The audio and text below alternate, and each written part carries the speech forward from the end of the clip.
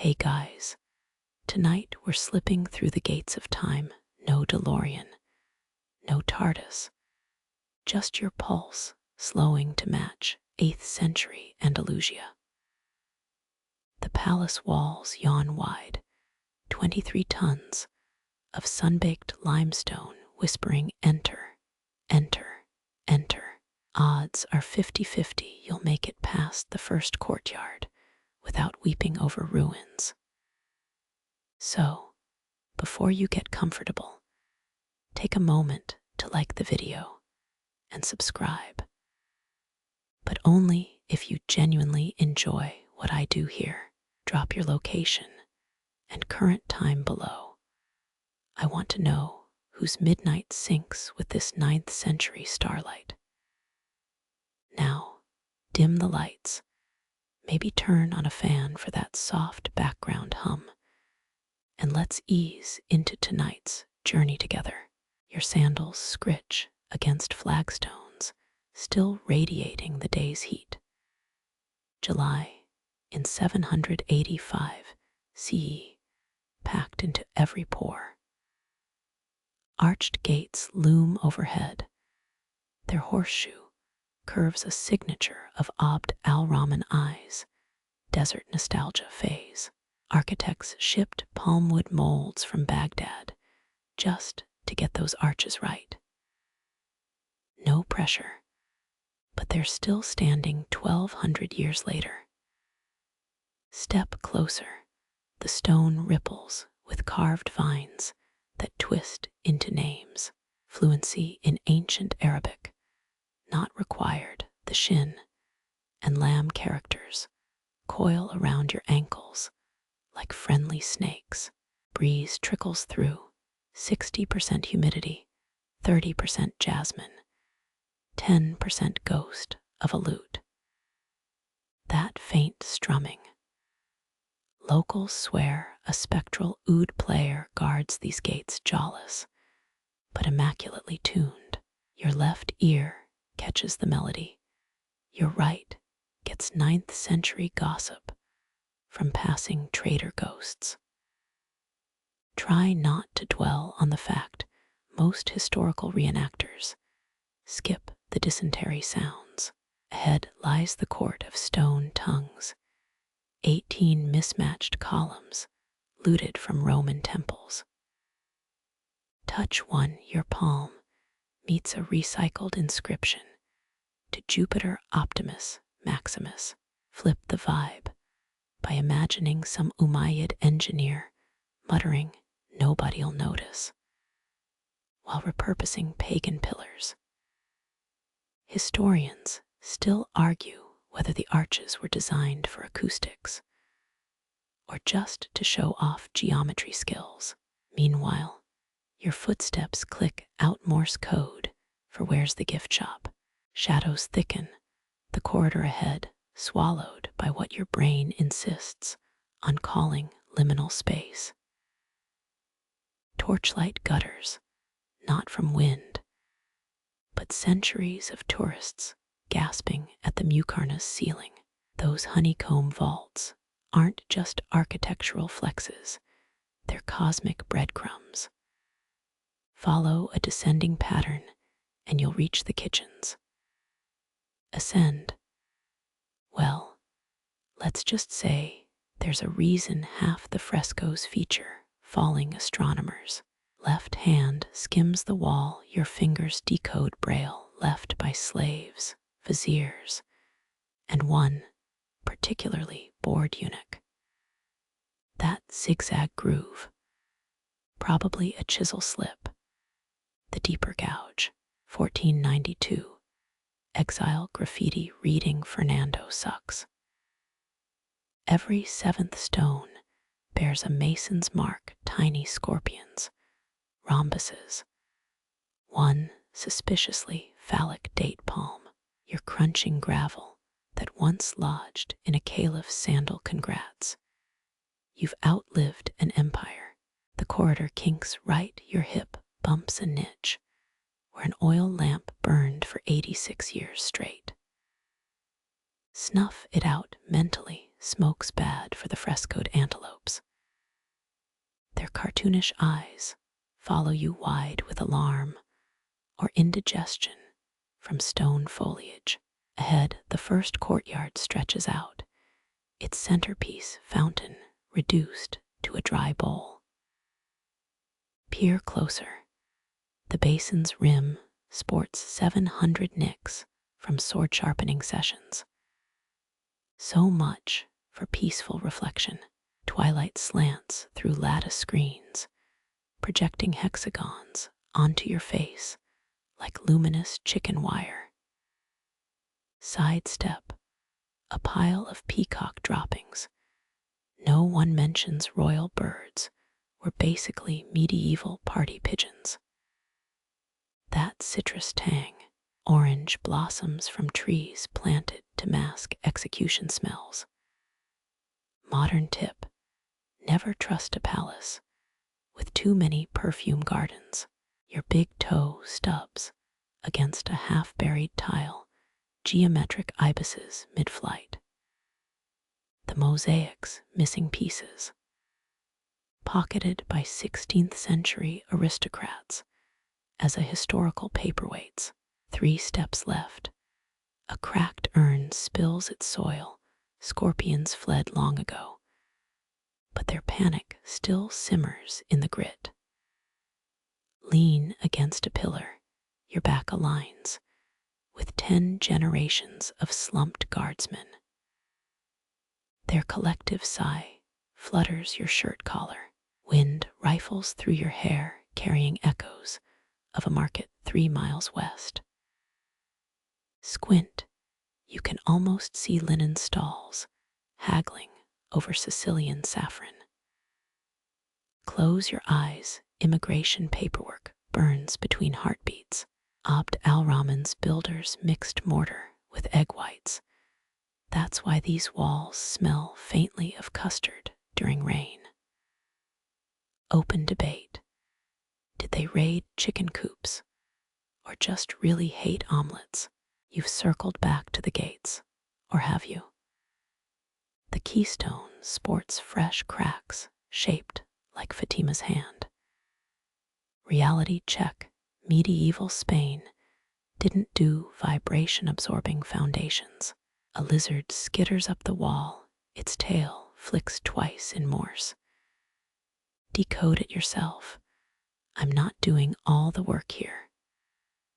Behind you, the corridor darkens, a centuries deep inhale. Your shadow stretches longer than physics allows. Don't question it.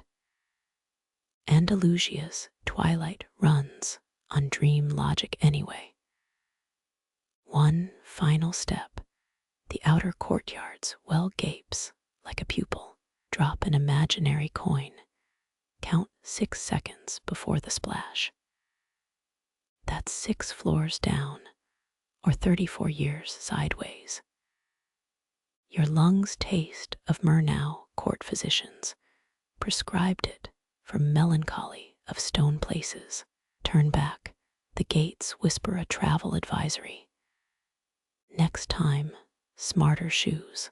You step into a courtyard where water refuses to fall silent.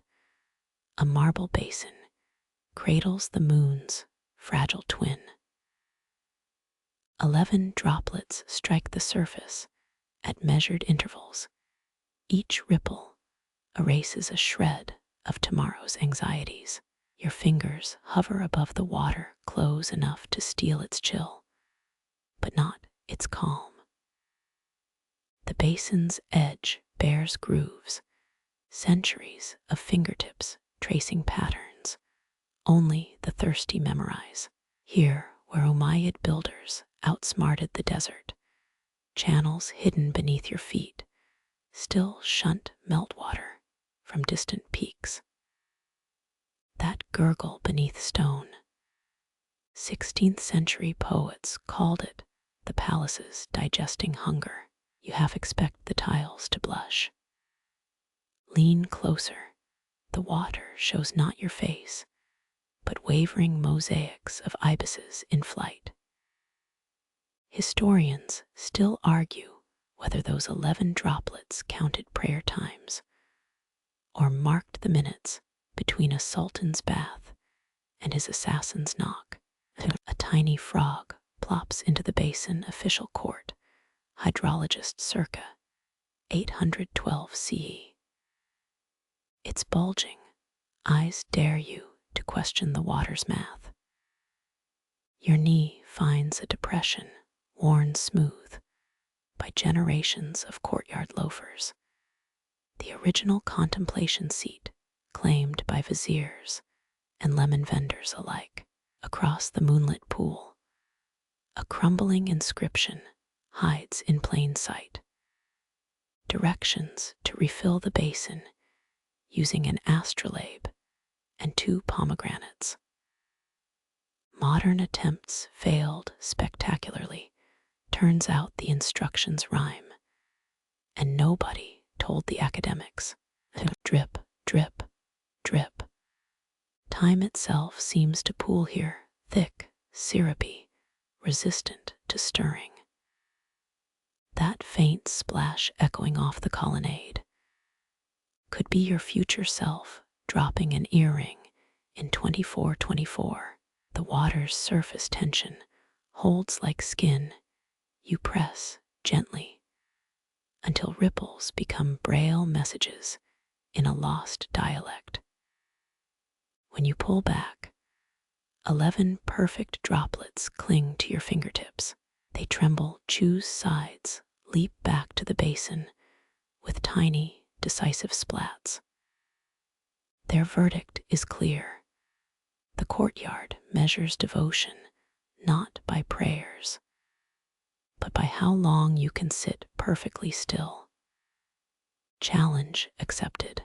Shadows stretch their legs across the tiles.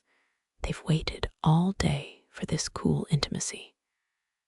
Your reflection finally appears in the water, or is it someone else's? Those eyes look 40 years wiser.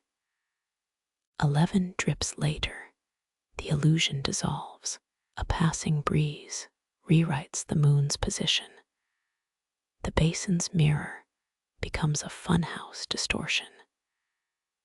You think of those medieval engineers chuckling as they buried quartz under the tiles, their eternal moonlight scheme working precisely as designed.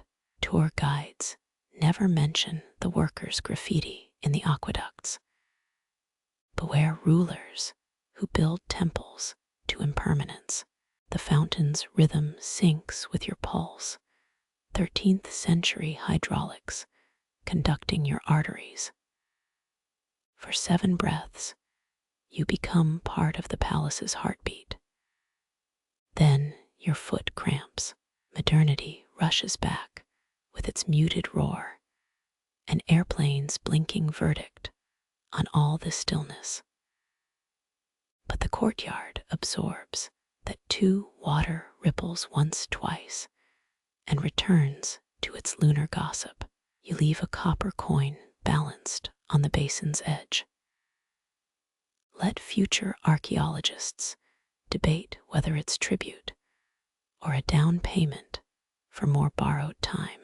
The coin's patina glints farewell as you turn. Orange blossoms ambush your nostrils like overeager tour guides. Their candied scent pulls left where the path fractures. 3 archways draped in veils of jasmine.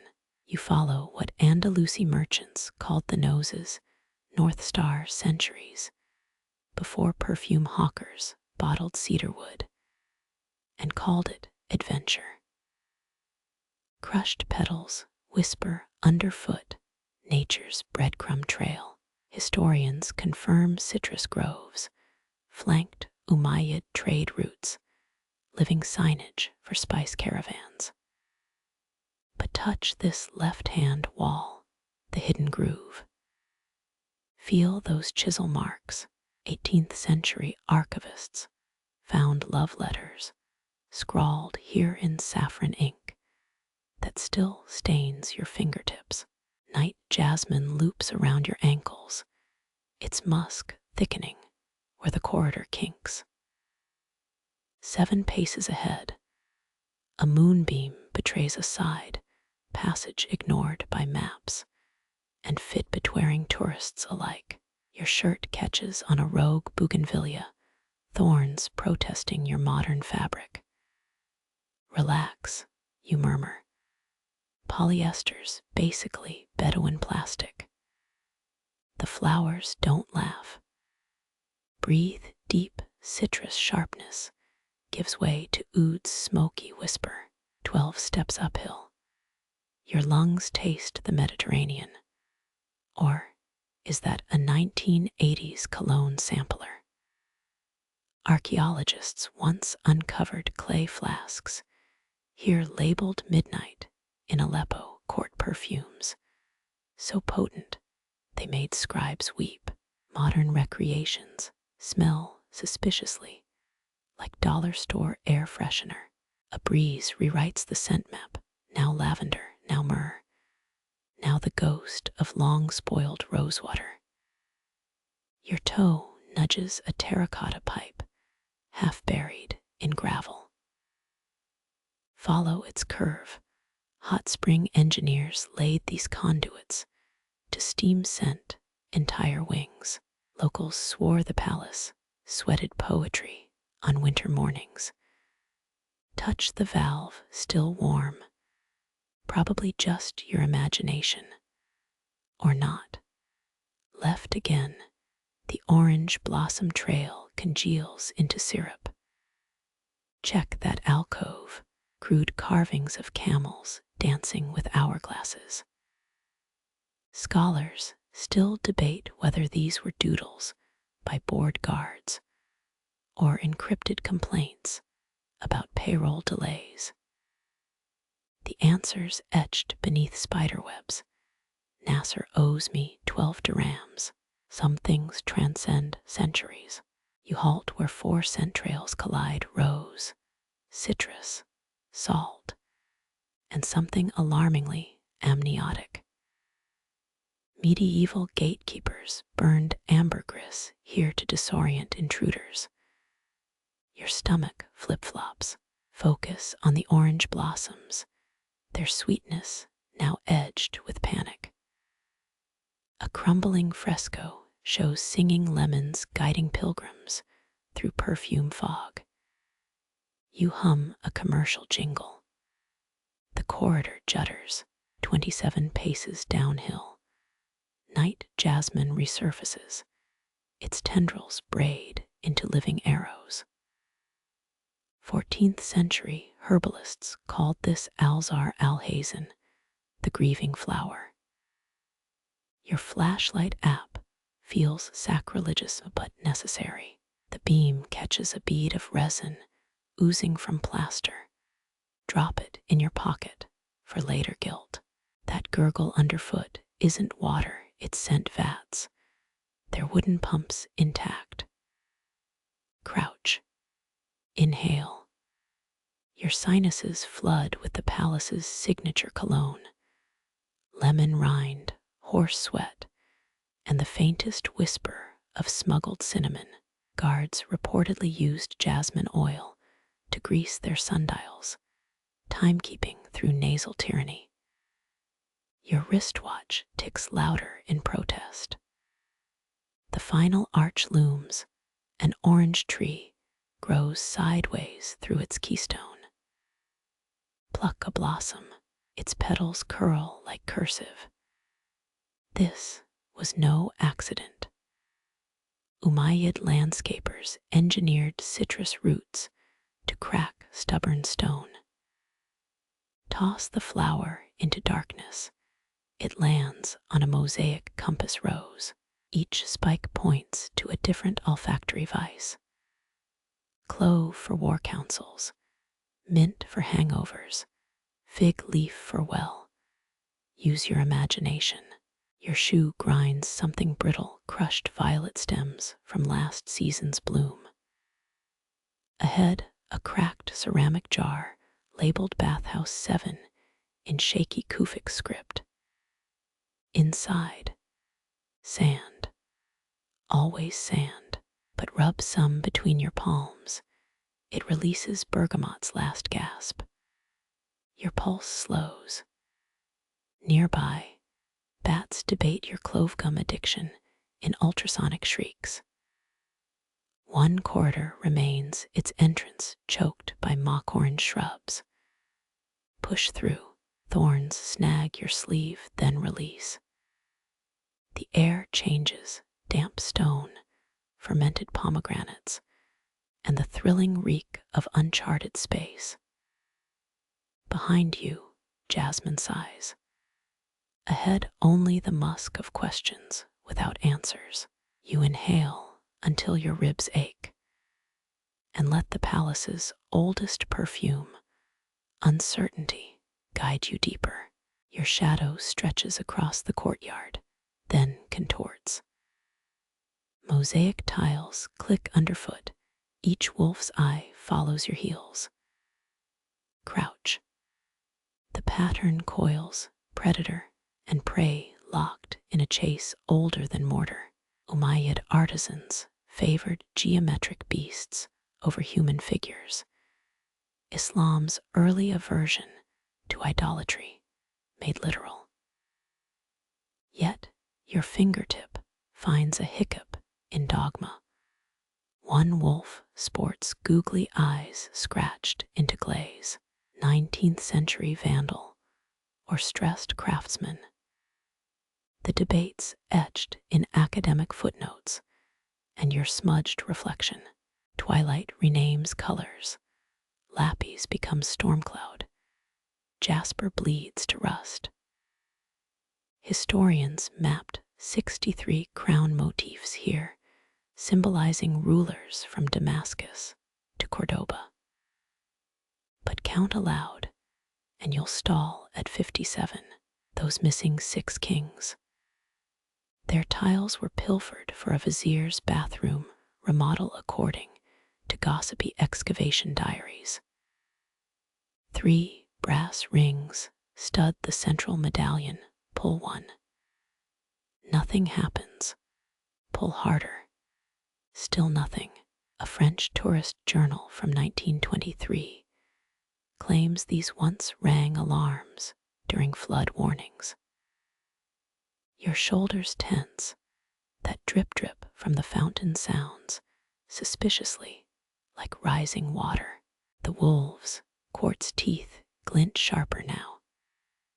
You spot crescent scars on their haunches, Ottoman bullets from target practice, or love notes from a homesick soldier. Lean closer. The tiles exhale sun-baked clay and fig resin, a scent recipe lost when Byzantine glassmakers defected. Your knees protest medieval ergonomics, ignored modern cartilage. That crimson swirl isn't decoration, it's a boundary. Cross-legged scribes once perched here transcribing tax decrees. Their inkpots leaked through papyrus-staining stone with bureaucratic permanence. Touch the stain, it's thinner than expected. Turns out 13th century cleaners used vinegar and regret. One tile sits loose, nudge it. Beneath lies a ceramic rose, pristine despite 8 centuries of sandstorms. Scholars still argue whether it represents eternal love or a master mason's signature. You rotate it clockwise, 3 clicks, and the wolf pack's snarls soften to whimpers. Coincidence? The tour group's laughter across the courtyard suggests, yes. The geometric frenzy numbs your eyes like staring at math made carnivore. Blink rapidly. Now the wolves gallop. Blink again, they're herding sheep. A trick of tiles or sleep deprivation. Your water bottles half empty or half full of palace delusions. 3 floods memorialized in chips. Nile's wrath, Ebro's tantrum, a forgotten aqueduct sob story. Archaeologists found fish bones cemented here, someone's idea of decorative taxidermy. You sniff, no piss and reek, just dust and the ghosts of hasty restorations. That chipped paw print near the edge. Modern myth says it's a royal hound's stamp dug up during renovations and re-cemented with bubblegum. You don't test the theory. Some mysteries deserve their plaque. Night wins. The final wolf dissolves into starlight, its tesserae now just mineral echoes.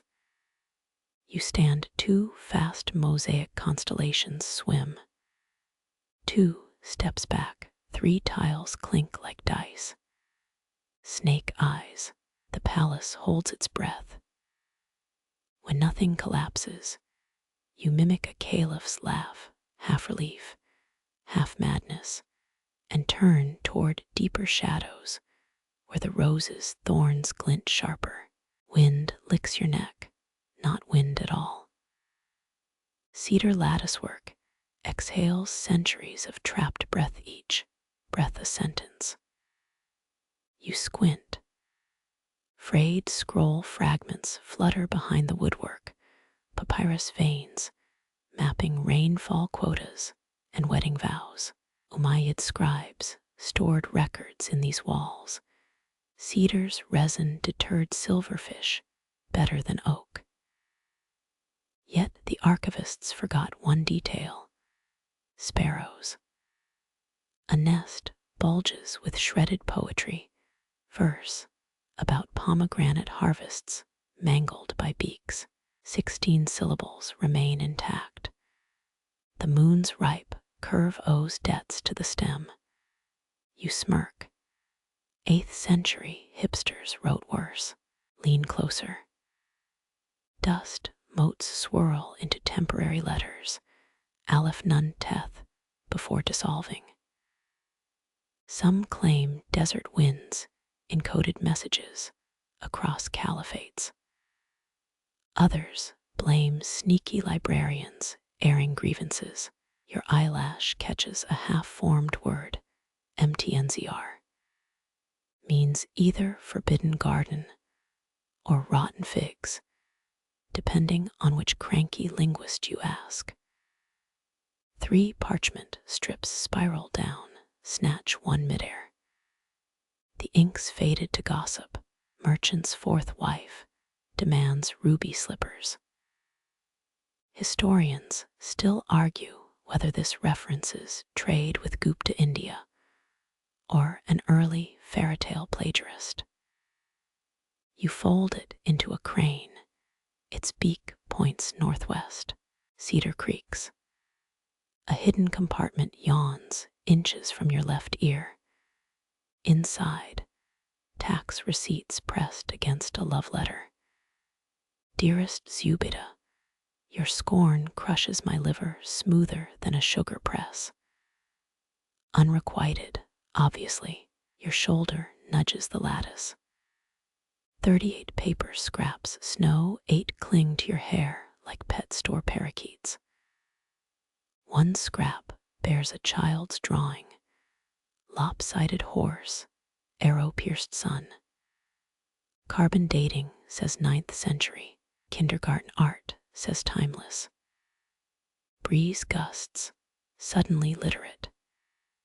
It braids your hair while whispering updated building codes for Andalusian bathhouses.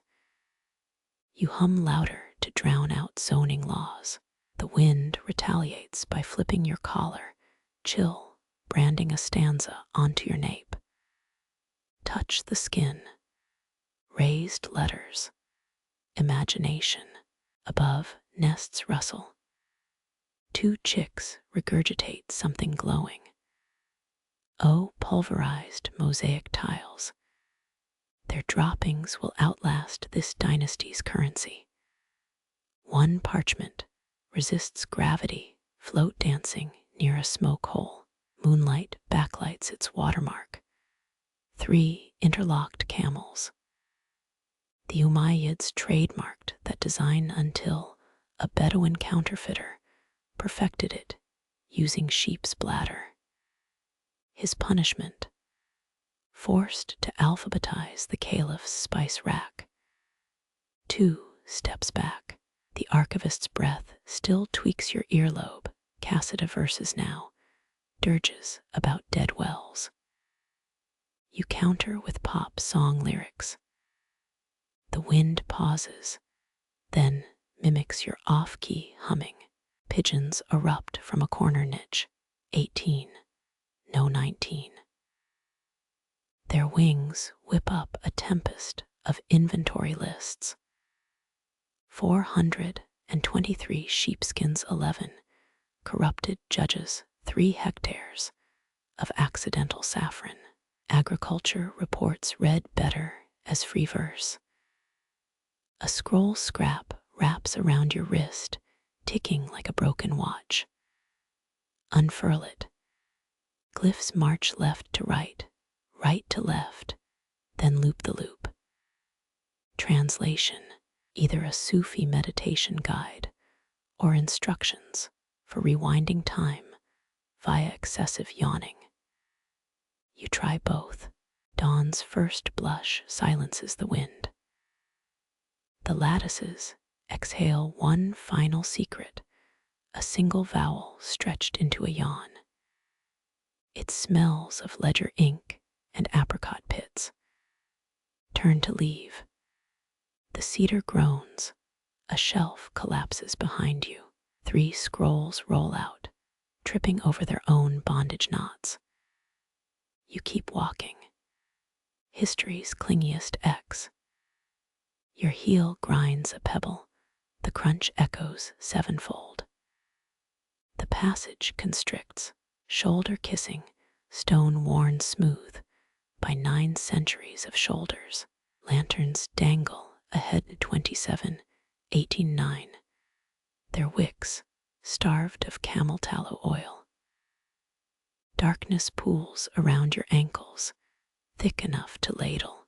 Brushed plaster radiates residual warmth, like skin after fever breaks. Your elbow bumps a groove in the wall, then another. 37 in total. Historians still argue whether these were footholds for torchbearers or tally marks tracking condemned prisoners. 9 lanterns remain. Their tin casings bear dents, an ancient design fluke.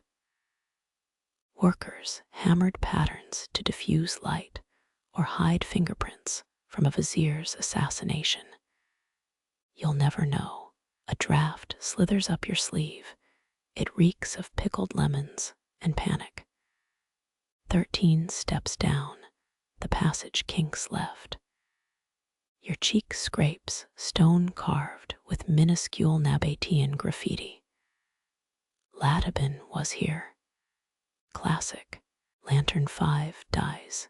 Its death rattle puffs soot.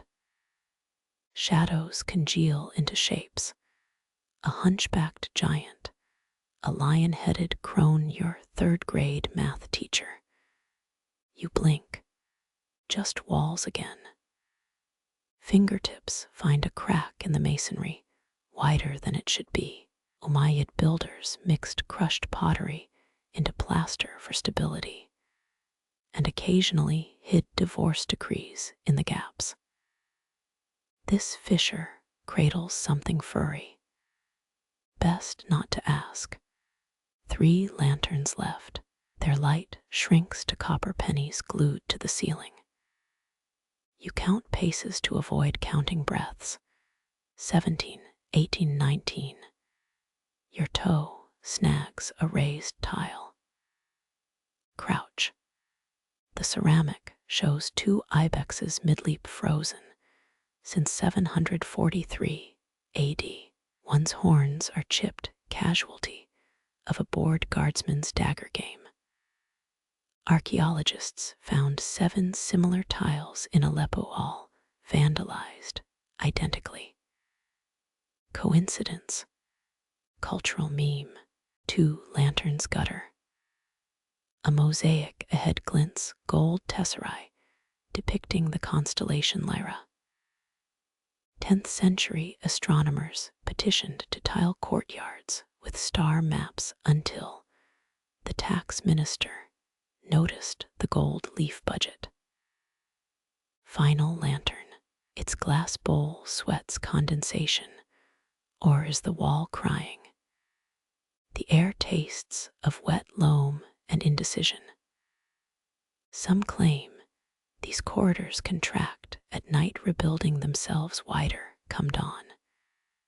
You're not sticking around to check. Darkness wins. Blind, you inventory sounds. A drip tap dancing in the void, something scritching plaster. Your own throat swallowing fear. Ahead, a threadbare glow. Not light, the absence of dark. 5 shuffling steps. Your palm slaps chilly wood, a door warped into a permanent scream. Push, it doesn't budge. The Umayyads favored oak reinforced with iron, but termites care little for imperial decrees. Lean. Shove. The door coughs open. Its lower hinge surrenders in a spray of rust. Beyond waits a courtyard strangled by ivy and 17 lanterns relighting themselves. Moonlight quarantines the courtyard. Ivy claws at pillars frozen mid-birth. You trace a column's stunted wings. Granite feathers, rougher than a baker's kneading board. Umayyad sculptors abandoned entire quarries when Caliph al-Walid II demanded palaces faster than reality allowed. Their half-born dragons still hiss through limestone grit. Your thumbnail catches a chisel notch sharp as yesterday. 17 tool marks scar the base, each groove spaced a thumb's width apart. Archaeologists found identical patterns in Jordan's Kasser, al-Halabat, though nobody admits why workers fled mid-strike. Touch the deepest gash, it hums. A dusting of lapis lazuli clings to a pillar's belly, crushed gemstone priming for guilt that never came. Treasury records mention 43 pounds missing during renovations, coinciding with a mosaicist's sudden vineyard purchase. Historians still argue whether the carvers starved or got wise. You kneel, pebbles bite through fabric. The floors littered with stone sausages, half-carved talons, severed dragon necks, a wingtip curled like burnt parchment. Petty vandalism. Try aesthetic revolt. Labor scrolls from Damascus confirm artisans received emery boards instead of proper tools after criticizing the caliph's mustache style. Breeze whistles through a dragon's hollow eye socket. It moans in D minor. You hum back. The palace harmonizes, then falls silent. Clever trick. 8th century poets wrote about singing statuary, though most were just drunk on date wine. Your shadow stretches across a pillar's belly, revealing chiseled scales abandoned mid-texture.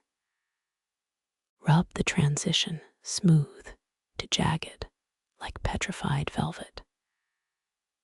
Workers here used pulleys rigged with palm fiber ropes, 98 strands per cable. Modern engineers tried replicating them, snapped 5 safety harnesses. Creedence Clearwater Revival wasn't the only group with a bad moon rising. A lizard darts from a dragon's half-mouth. Its tail flicks twice against your wrist. Payment threat. free tongue. Byzantine merchants sold lizard dung glue here despite 5 separate fatwas. You scrape your hand discreetly on a particularly judgmental cherub. Dust motes swirl where a stonemason's ghost should stand.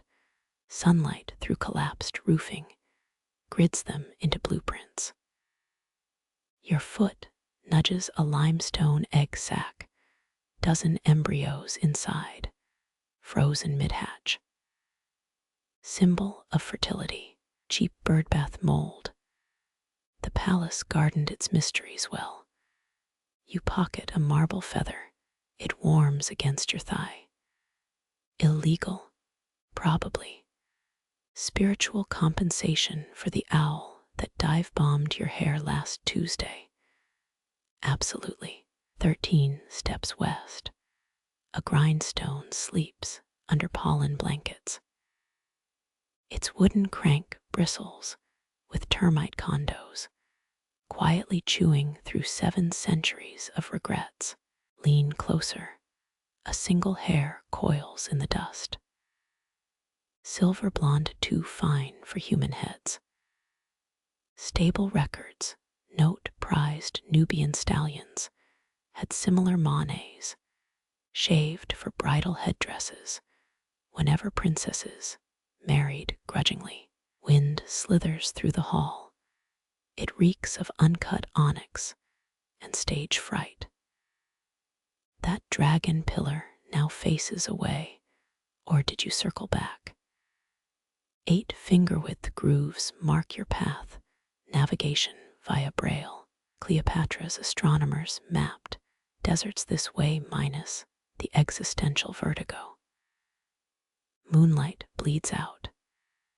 Your shin meets something cold, a bronze chisel wedged in a floor crack. Twisted free, the metal's etched with Syriac graffiti, property of Jacob's folly. Tax ledgers mention a sculptor fined 30 dinars for defacing imperial utensils, and pardoned after gifting the judge a rather flexible marble giraffe. Laughter echoes yours, presumably bouncing off winged things that never flew. 5 heartbeats pass. The pillars lean closer, or the floor tilts. A dragon's pupil glints despite having no eyes. Obsidian inlay, dissolved centuries back. Optical illusion, or the palace blinking. Your heel grinds a pebble different crunch than before. 73 steps north lies a fresh chaos. Tools scattered mid-use, a sandstone griffin's beak half-split, and a clay cup still sweating pomegranate juice. Craftsman's final break, interrupted. Lick the rim, tartness long gone. Palace restoration crews in the 1920s reported intact wine jugs, here all mysteriously emptied by dawn. Scholars blame desert gnomes. You blame scholars. Dawn threatens through shattered skylights. Amethyst light tries cauterizing the hall's wounds. Too late. The unfinished dragons stretch their stumpy wings, casting shadows that finally, mercifully, reach completion. The air stiffens, no breeze here. Just tapestry, wool breathing centuries of attic musk. You face a wall devoured by thread snakes, each strand writhing through 13 cities, stitched in ruin. Mamluk restorers tried patching it in 1502. Their gold embroidery peeled off overnight like scorned skin. Your fingertip hovers over Raqqa's crumbled towers, silk so thin it hums. Scholars once carbon dated the threads. Turns out the green dyes crushed beetle wings. 89% match specimens from Sumatra, a place Umayyad traders never reached. Historians still argue whether it's proof of pre-Columbian globalization or someone's very ambitious eBay scam. You flick a loose crimson thread, the entire pattern shudders. Damascus tightens its knots, Palmyra's broken arches grind closer. Back up your heel crunches a spindle capped with lapis lazuli. Spinner's grave marker, medieval fidget toy, the caretaker's manual just says, do not touch the cloth, in 13 languages, 7 of them invented. Moonlight exposes something new. A stitch in Baghdad's border pulses like a throat. Lean in the threads, not wool, but braided human hair. 10th century tax records mention a weaver paying her debt strand by strand, 32 feet per lunar cycle. They never specify what crown prince needed that much extensions. Your shadow knots itself against the tapestry, nowhere left to retreat. Petra's sandstone loops constrict around your silhouettes, neck playfully. Or not, that one loose thread now arcs toward you, a cobra's hood, flaring in thread form. You cough. 50 embroidered vultures pivot their heads. Coincidence? Probably. Ottoman dream journals described similar phenomena usually before tax audits. The wall exhales rosewater and mildew. You gag discreetly. 8 generations of French historians claimed the scent contained pheromones for bird control until a zoologist licked it in 1912. His final journal entry tastes like regret and grandma's sachet. Your elbow brushes Aleppo's stitched citadel. A sequin loosens, rolls, taps your shoe. Bend to grab it, the tapestry lunges. Silk coils around your wrist, colder than a scorned lover's goodbye. Mamluk prison ledgers note 43 inmates vanished from cells adjoining this wall, all left behind single knitted mittens. Theories abound. Twist your arm, the threads tighten, relax, tighten. Testing your resilience or your pulse. 16th century surgeons used similar silk to suture wounds with a 50-50 chance of spontaneous combustion. You count breaths, 8, 9, 10, until the fibers slither back. A knotted eye stares from Constantinople's threadbare dome, its pupil a tarnished brass button. Press it, the tapestry sags revealing stonework beneath. 6 Arabic glyphs glare up, Arabic het, Arabic meme, Arabic halif, Arabic half, Arabic tet merbuta, Arabic halif, Arabic lamb, Arabic meme, Arabic ta, Arabic tain, Arabic tet merbuta, folly's delight. Archivists found that phrase carved into a Cairo madman's teeth along, with 7 recipes for candied lapwing. Wind howls through a hidden vent. The tapestry billows, smothering you in woolen twilight. 62 stitches press against your lips, each tasting of sheep's sweat and forgotten epigrams. Blind weavers supposedly worked this loom, guided by bats hung upside down from the rafters.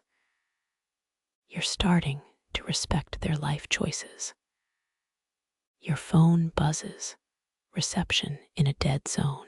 Pull it out, screen flashing, no service.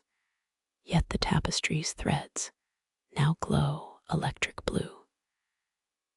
1806 Napoleonic soldiers reported similar phosphorescence, here blamed it on Saracen witchcraft. Modern geeks suggest underground quartz deposits, but where's the fun in that? Backpedal, threads, snag your belt loop. The walls chewing on your shirt now, hungry for denim. A museum placard flickers in memory. Allegory of imperial overreach. You scoff. Allegory of bad first dates feels more accurate. Sudden stillness. The tapestry sags docile, innocent. Your right sleeves now hemmed with silver thread in perfect Umayyad calligraphy. Return before the fig trees forget. Ominous, but stellar craftsmanship. Check the original sleeve. Your Netflix password's been stitched into the cuff. The palace maintains its priorities. Dawn leaks through a high window. The tapestry's cities melt into pastel smudges. 13 hours from now, a janitor will find your footprints in the dust pointing both directions. For now, you've got silk lint in places lint shouldn't go, and a newfound respect for moths.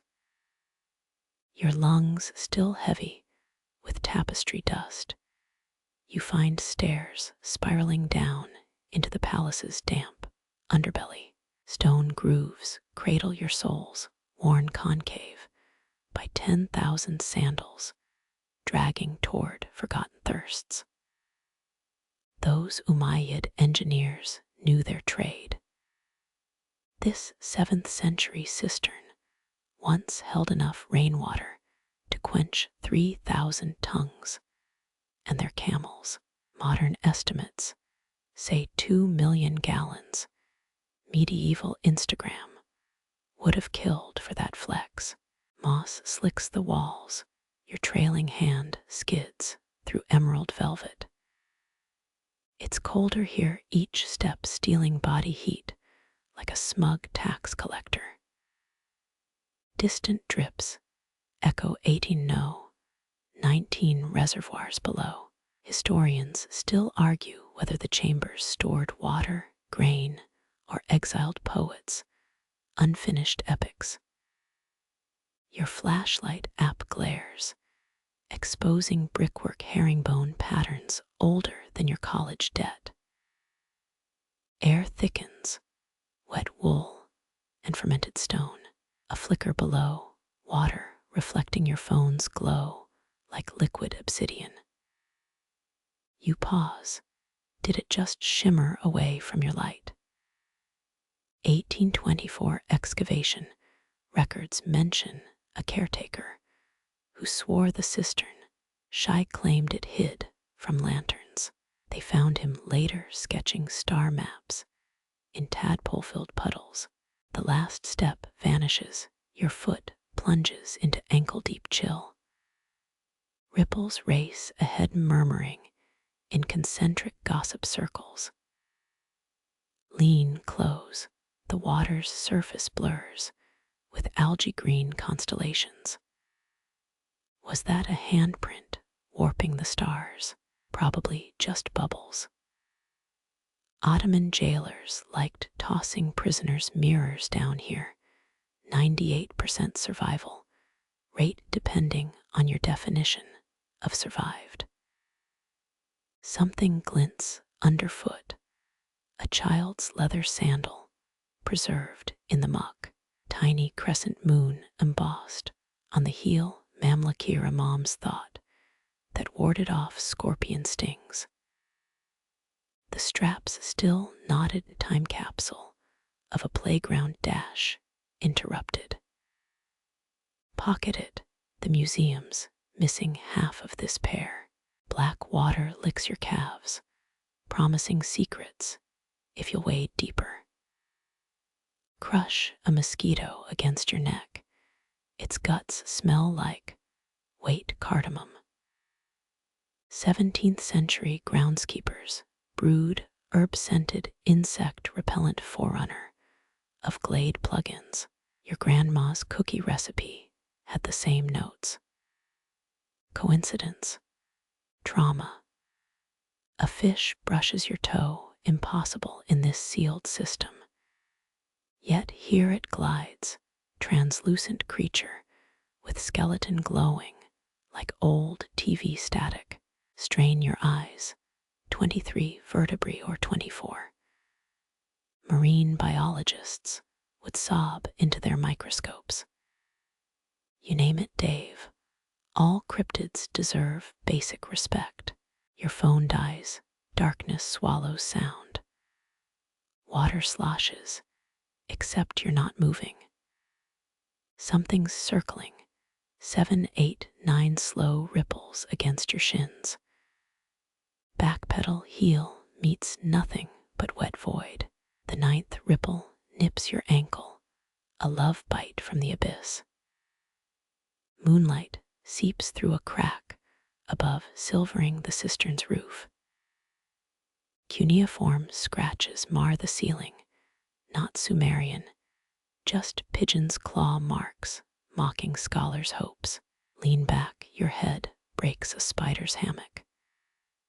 8 furry legs skitter down your collar, medieval Roombas on a lint quest. The sandal in your pocket throbs warmer than body heat. Dig it out, the leather pulses like a stubbed thumb. Toss it, it plunks, then floats, glowing faintly northward. Compass. Divorce announcement. You're knee-deep in water following a toddler's shoe. This beats Tinder. Rust flakes snow down. A corroded chain dangles from the ceiling. Yank it. Something groans underground. Chains here once controlled floodgates, or maybe held that shy cistern's leash. Release it. The metal vibrates, humming a lullaby in E-flat. Beethoven's 5th therapist would have had notes. Your big toe finds a pipe mouth, clay rim worn to silk. Stick your arm in echoes, suggested once funneled wine to the banquet hall. Lick the interior, gritty with a hint of fermented pomegranate. Ottoman party vibes. 1890s renovation crew found 63 casks of emergency celebration, hooch emptied during the budget meeting. Wind whips through the shaft. A whisper slithers into your ear. Drink. The water's surface trembles. Your reflection bears sharper teeth. 9th century gossip scrolls warn about cistern gins offering career. Advice only half of it terrible. Your mouth's already hovering, lips parting. Moonlight drenches your tongue first. Cold silver sliding down your throat before your eyes adjust. The cistern's hunger fades, replaced by air thick with orange blossoms and gunpowder. You stand in a walled garden, each plant casting a museum-curated shadow. Pomegranate trees loom their boughs heavy with fruit the size of infant skulls. 3rd century Assyrian generals allegedly stored battle hymns in pomegranate seeds, human voice boxes pickled in honey. Crush one underfoot. It sighs a war chant in Aramaic. Your Spotify history feels inadequate. Cypress roots erupt through fractured tiles, gnarled fingers clutching dirt-caked coins. Lean closer. Byzantine emperors glare up from tarnished bronze, or maybe that's just your sleep deprivation. Historians still argue whether this garden was a healing sanctuary or a military cipher. Its layout mirrors a siege map from the Siege of Damascus. Kick a pebble, it ricochets off a rosemary bush which retaliates with a volley of pine nuts. A shadow stretches independent of its olive tree, flowing like ink across your path. Follow it, toe scuffing a terracotta shard, half buried in clover. Wipe the dirt. It's a snack plate from a 9th century picnic grape, stems fossilized beside goat cheese graffiti. Marwan was here, crudely etched near the rim. Some courtier's kid dodging poetry lessons, you feel seen.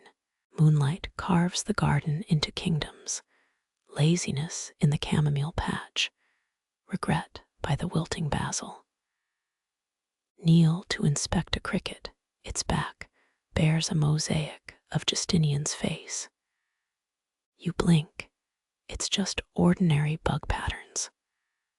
Probably that Ottoman botanist who micro-engraved portraits on beetle wings got exiled for heresy and decent Yelp reviews. Your knee cracks.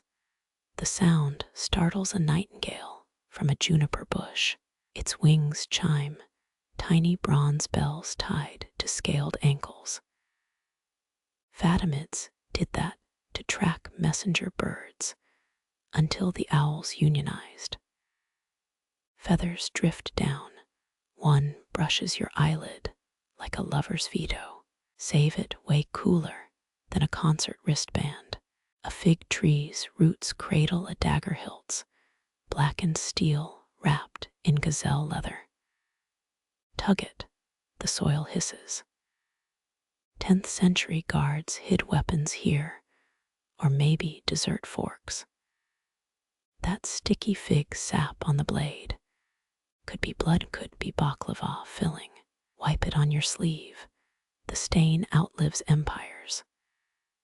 Wind riffles through sage, whispering a grocery list. Cumin, crushed lappies, unicorn hoof. Paranoia. Nah, just the Umayyads' spice-driven approach to landscape design. Their head gardener wrote flora as artillery. Lost manifesto arguing rosemary spikes repel Mongol scouts. You sniff. No invaders, just your own poor life choices. A snail traverses a sundial. Its trail glows faintly radioactive. 18th century alchemists tweaked mollusk mucus to make DIY streetlights briefly. The snail pauses, antennae aimed at your left nostril. Salute it, a tiny architect judging your life's blueprint. Mint invades your nostrils. Gardeners planted it to mask corpse smell during summer feasts. Stomp a patch. The scent sharpens, mixes with iron. Your heel unearths a musket ball, cold, oblong, whispering Ottoman grammars. How many weddings ended with this lodged in a drummer's thigh? A willow's branches sway, not from wind. Hundreds of silk sashes, not its limbs, faded prayers, flapping like angry ghosts. Mothers tied them here during the 72-hour siege of 1400, begging the tree to absorb their children's fear. Touch one ribbon, it crumbles, releasing a sneeze of ancient pollen. 3 ceramic jugs squat under a lemon tree, their bellies pregnant with rain. Peer inside. A drowned scorpion floats beside a love poem etched in cork. Break the surface tension. Ripples morph the words into a weather report. Sandstorm by dawn, or maybe saffron discounts at the bazaar. Poetry's a Rorschach test. Your shadow detaches, saunters towards a rosebush, oozing black petals. Follow it. Thorns snag your sleeve, drawing blood beads that glow blue. Night blooming flora, here evolved alongside assassins, their bioluminescence betraying clumsy intruders. You lick the wound, tastes like Turkish coffee grounds and guilt. A child's laughter gusts from a well same pitch as the cistern's whispers. Peer over the edge, your face reflects back, age 6, 1660, all scowling. Throw a pebble, it screams upward. Palace architects loved parabolic pranks. Your therapist would have billed extra for this. The moon bleeds silver onto a stone bench, its surface carved with star charts. Sit, feel Taurus's hoofprint dent your left butt cheek. Astronomers used these engravings to predict grain prices and which concubines would survive winter. Stand up, your ass now zodiac approved.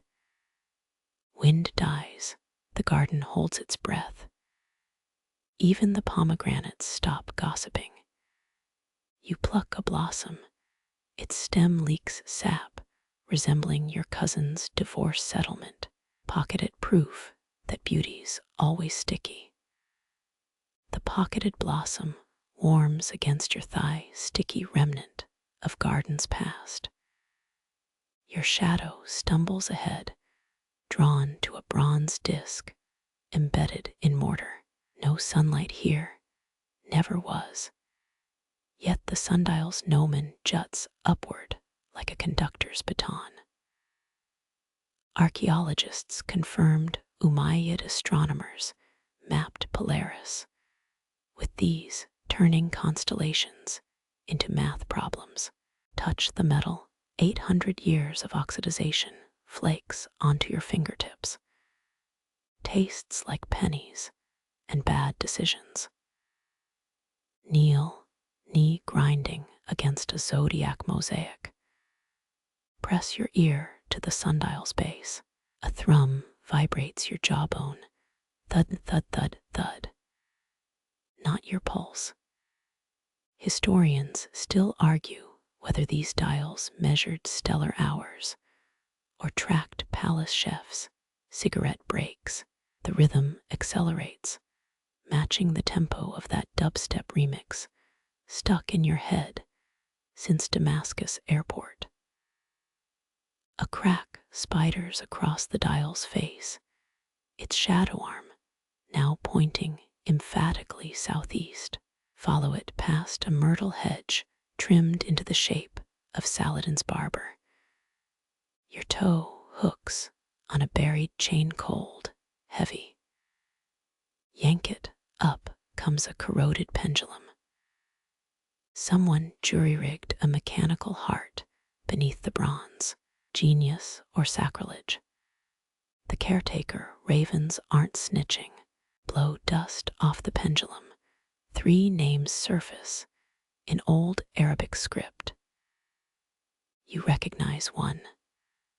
Al-Jazari, that 12th century engineer who built robotic wine servers.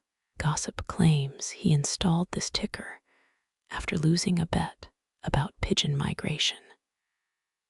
Spin the pendulum. It winds like a microwaved tribble. Your Apple Watch buzzes sympathetically.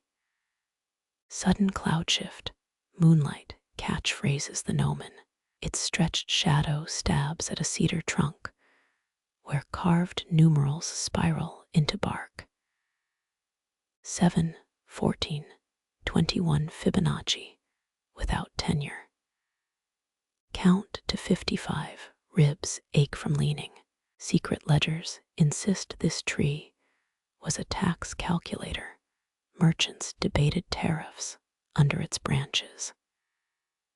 Peel back lichen, a graffiti phallus winks beside. Hassan owes 3 dinars. Plus saw change. The sundial's heartbeat stutters, a metallic wheeze. You thump it like an old TV dislodging a scorpion the size of a corkscrew. It flees, tail curled into a cursive question mark. 23% of Umayyad poetry manuscripts mention sundial pests, mainly drunken beetles, and one disgruntled astrolabe. Dew seeps through your sandals. Ground here tilts slightly westward. Gravity's prank or subsidence. Lean into the slope, let momentum carry you toward a sandstone bench. Sit. The carved seat bites your thighs with constellations. Cassiopeia's chair doubles as a backrest for weary timekeepers. Dig a fingernail into the gnomon's patina. Greenish flakes cling like cheap glitter. Rumors swirl that its bronze came from Alexander's sandal buckles, melted down during a particularly petty siege. Like a fragment, regret instantly tastes like gym socks and imperial overreach. Wind combs through the garden's syrupy with jasmine and impending rain. The sundial's shadow arm spins counterclockwise, or is that vertigo? Stare too long, it warps into a Middle Eastern Ouroboros. Doctors in 902 CE prescribed sundial hypnosis for gout. Success rate dubious. Toenail clippings were involved. You stand knees, popping a semaphore code. Press both palms against the dial's cool face. The buried heartbeat syncs with yours, then overtakes it. 45 BPM 32:18. Numbers unravel. Time feels foldable here, like that origami crane you murdered in 3rd grade. A nightingale lands on the gnomon beak full of stolen time. It cocks its head, drops a berry onto the dial's center. The fruit bursts, seeds forming a perfect Torah symbol. Same one stamped on your ass earlier. Coincidence? The palace winks. Back away slowly, pebbles crunching like smashed clocks. The sundial's pulse fades into white noise, or maybe tinnitus from that Ibiza beach party in 17. Either way, its lullaby sticks, a bass line thrumming behind your sternum. You'll Shazam it later. The drain's rusted grate scrapes your heel, a gap-toothed maw clogged with fig seeds and lost earrings. Kneel, knees protesting the same way they did in 6th grade detention. A child's clay doll grins up from the muck, one arm snapped at the elbow. Its fist is a clenched pebble. Historians still argue whether these figurines were toys or votive bribes to plumbing deities. Poke the doll's head, it tilts, revealing crude hieroglyphs on its neck. A cartoonish lion devours 12 tiny sons. Umayyad kids loved these devouring beast stories, pre-Islamic bedtime tales gone rogue. The lion's tongue curls into a lopsided heart. Your nail chips off a paint flake. Ochre turns to dust on your skin. 3rd century parenting. Equal parts whimsy and edible pigments. Wind whistles through the drain, a wet exhale that reeks of stagnant scholarships. Archaeologists once pulled 97 similar dolls from a Baghdad sewer, all missing left arms. Coincidence? Cult. The academic papers use phrases like ritual maiming and manufacturing defects. You mutter, someone hated gift shift duty to the darkness. The drain burps approvingly. The figurine's remaining arm points northwest toward a myrtle bush shaped like a disappointed librarian. Scoot closer, mud seeps into your hemline. Cold, slimy, worth it. The doll's hollow chest cavity leaks sand, old desert storm playlist blares in your head. Bend the unbroken arm, it snaps clean. Now both stumps jut upward, tiny middle fingers for eternity. Palace humor endures. Scrape muck from its base. A name emerges. Bashira in looping Kufic script. Chinese letter, S-Drain graffiti archive lists 11 Bashiras between 720 and 743 CE. Gossip scrolls call one, the prankster princess, allegedly flushed her brother's coin collection during a tantrum. This Bashira's cheeks bear fingerprint dimples, some parent's thumb pressed too hard during sculpting. Rain trickles down the drain pipe, a syncopated drip onto the doll's forehead. It shimmers suddenly lichen. No mica flecks in the clay. Little Bashira becomes a disco ball. F-O-R, Chinese letter, rats. You hum, stayin' alive, off key. The universe doesn't dignify that with a response. Wedge 2 fingers into the drain's crevice, stone teeth bite back. A century of muck cakes your knuckles. Pull, the grate groans, upward, revealing a spiral of hairpins and olive pits. Local lore says mothers whispered secrets into these drains, hoping the pipes would carry worries to the underworld. Your breath fogs the ceramic face Bashira's. Grin softens. The doll's clenched fist taunts you. What 90-year journey awaits its payload? A philosopher's last tooth. A love note to a concubine's parrot. You flick the pebble fist. It doesn't budge. Palace conservators use the term adhesive ignorance. F-O-R, Chinese letter. A fancy way to say we're scared to break it. Lightning flash. The figurine's shadow stretches into a hook-handed giant on the wall. Count to 7 thunder confirms your poor life choices. Tuck Bashira into your satchel. She clinks a G, a I-N-S-T, Chinese letter keycards, and melatonin gummies. 80 years from now, someone will find her in a landfill and write a thesis about your dental records. Drizzle becomes downpour. The drain gargles obscenities. Stand soggy, sandals slurp against flagstones. Bashira's weight swings with each step, a metronome for exit strategies. 20 paces ahead, an archway yawns. You glance back. The grate's teeth seem closer together. Or is that the Bourbon talking? 3 shadows detach from a cypress, custodial geckos eyeing your loot. The largest flicks its tail in semaphore. Drop the artifact. You pretend to misunderstand.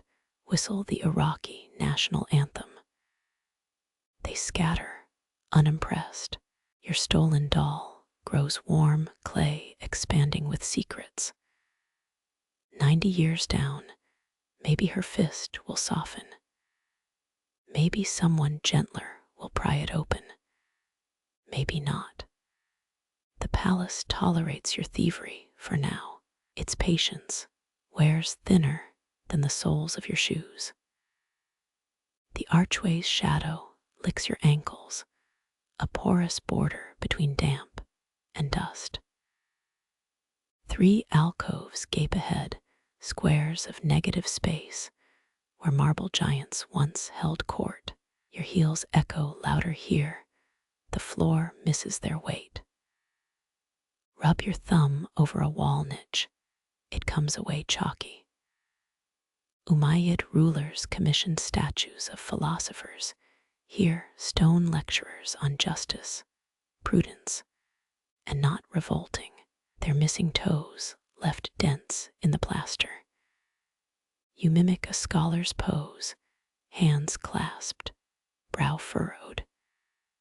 The wind dumps sand down your collar for blasphemy, crouch to study the empty plinths. Faint grooves spiral outward, centuries of sandpaper winds, eroding regrets. Archaeologists found mortar here mixed with gold flakes, and inexplicably, honey. Restorers licked the walls in 1973. Their field notes mention regret and mild hallucinations. One alcove's back wall gleams, smooth as a mirror.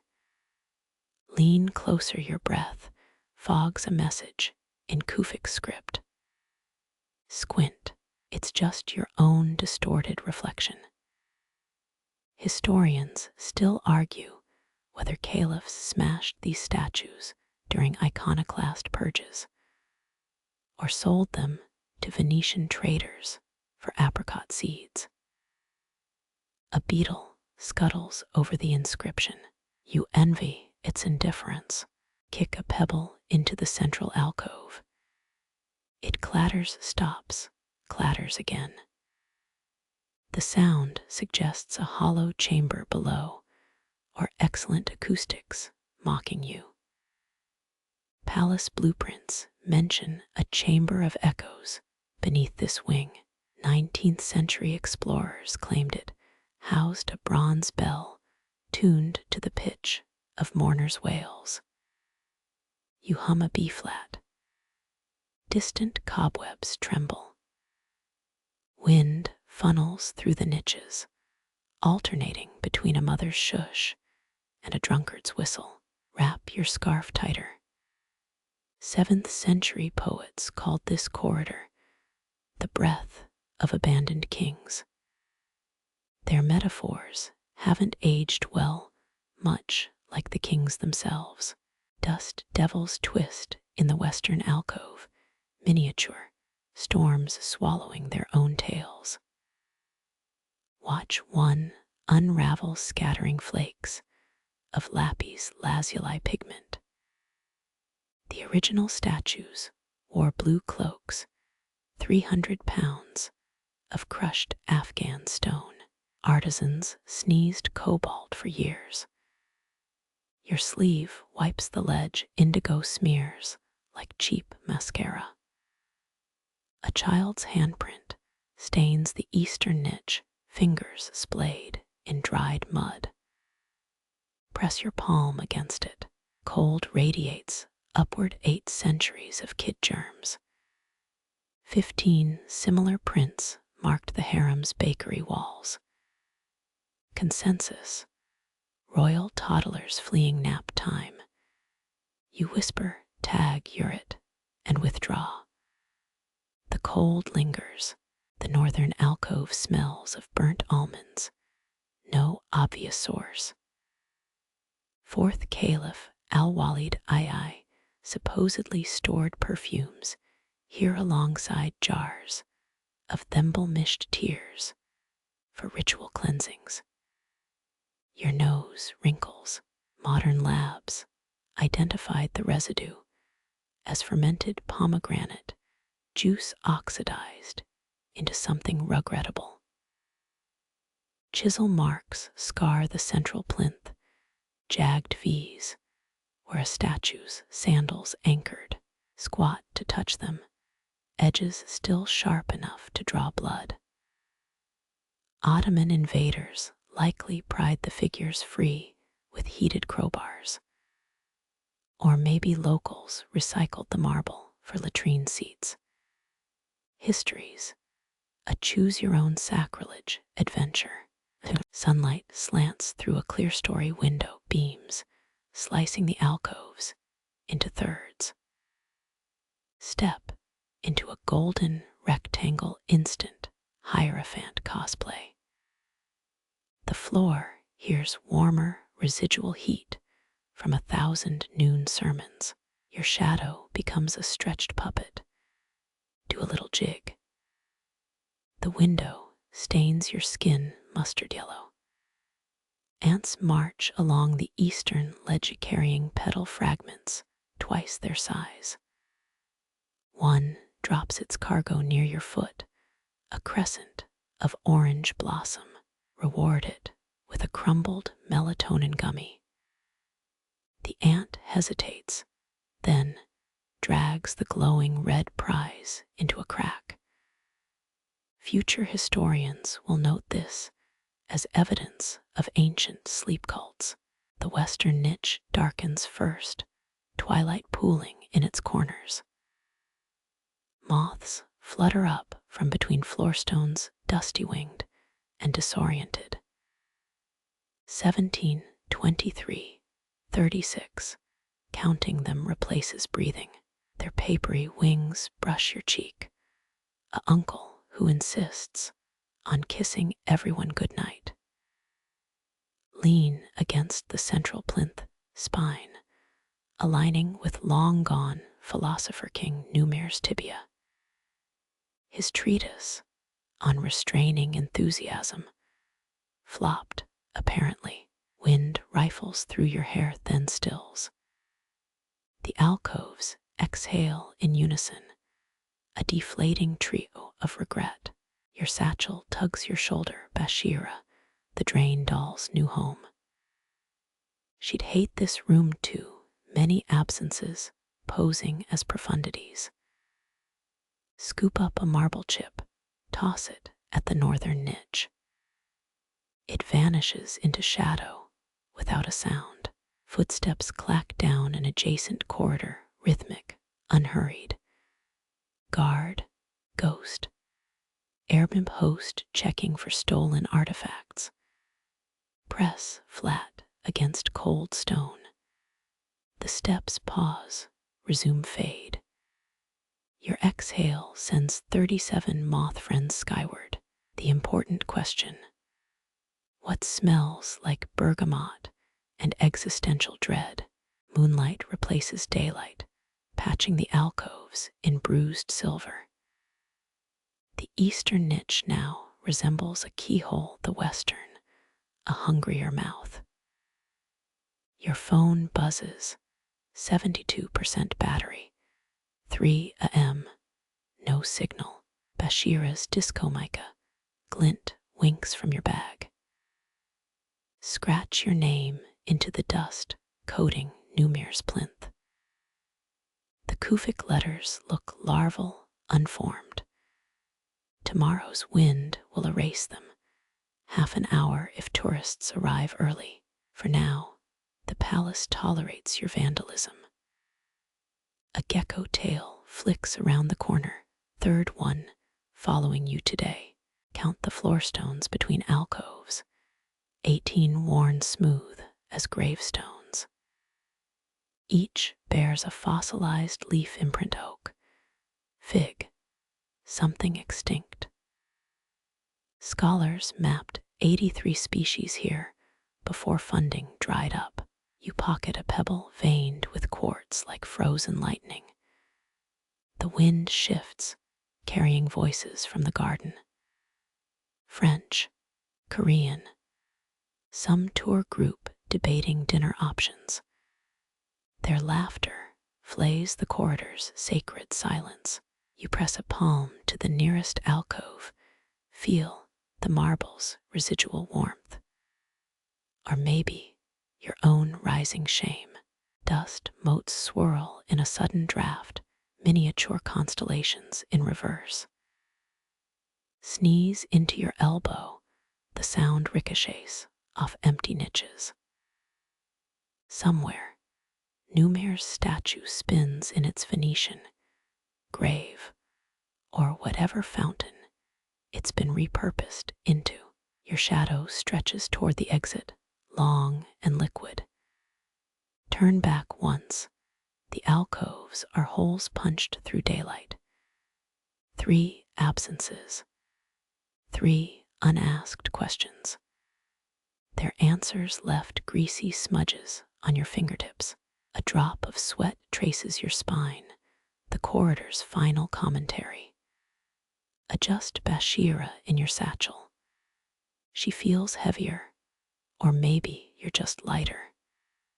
The next archway looms a twin to the last, or a clever mimic. Step through. The alcoves don't bid farewell. They've already forgotten your name. Your left sandal slips on the third step, too smooth, too even, like the chisel loved this stone too much. The staircase coils upward, geometric perfection that pairs poorly with human knees.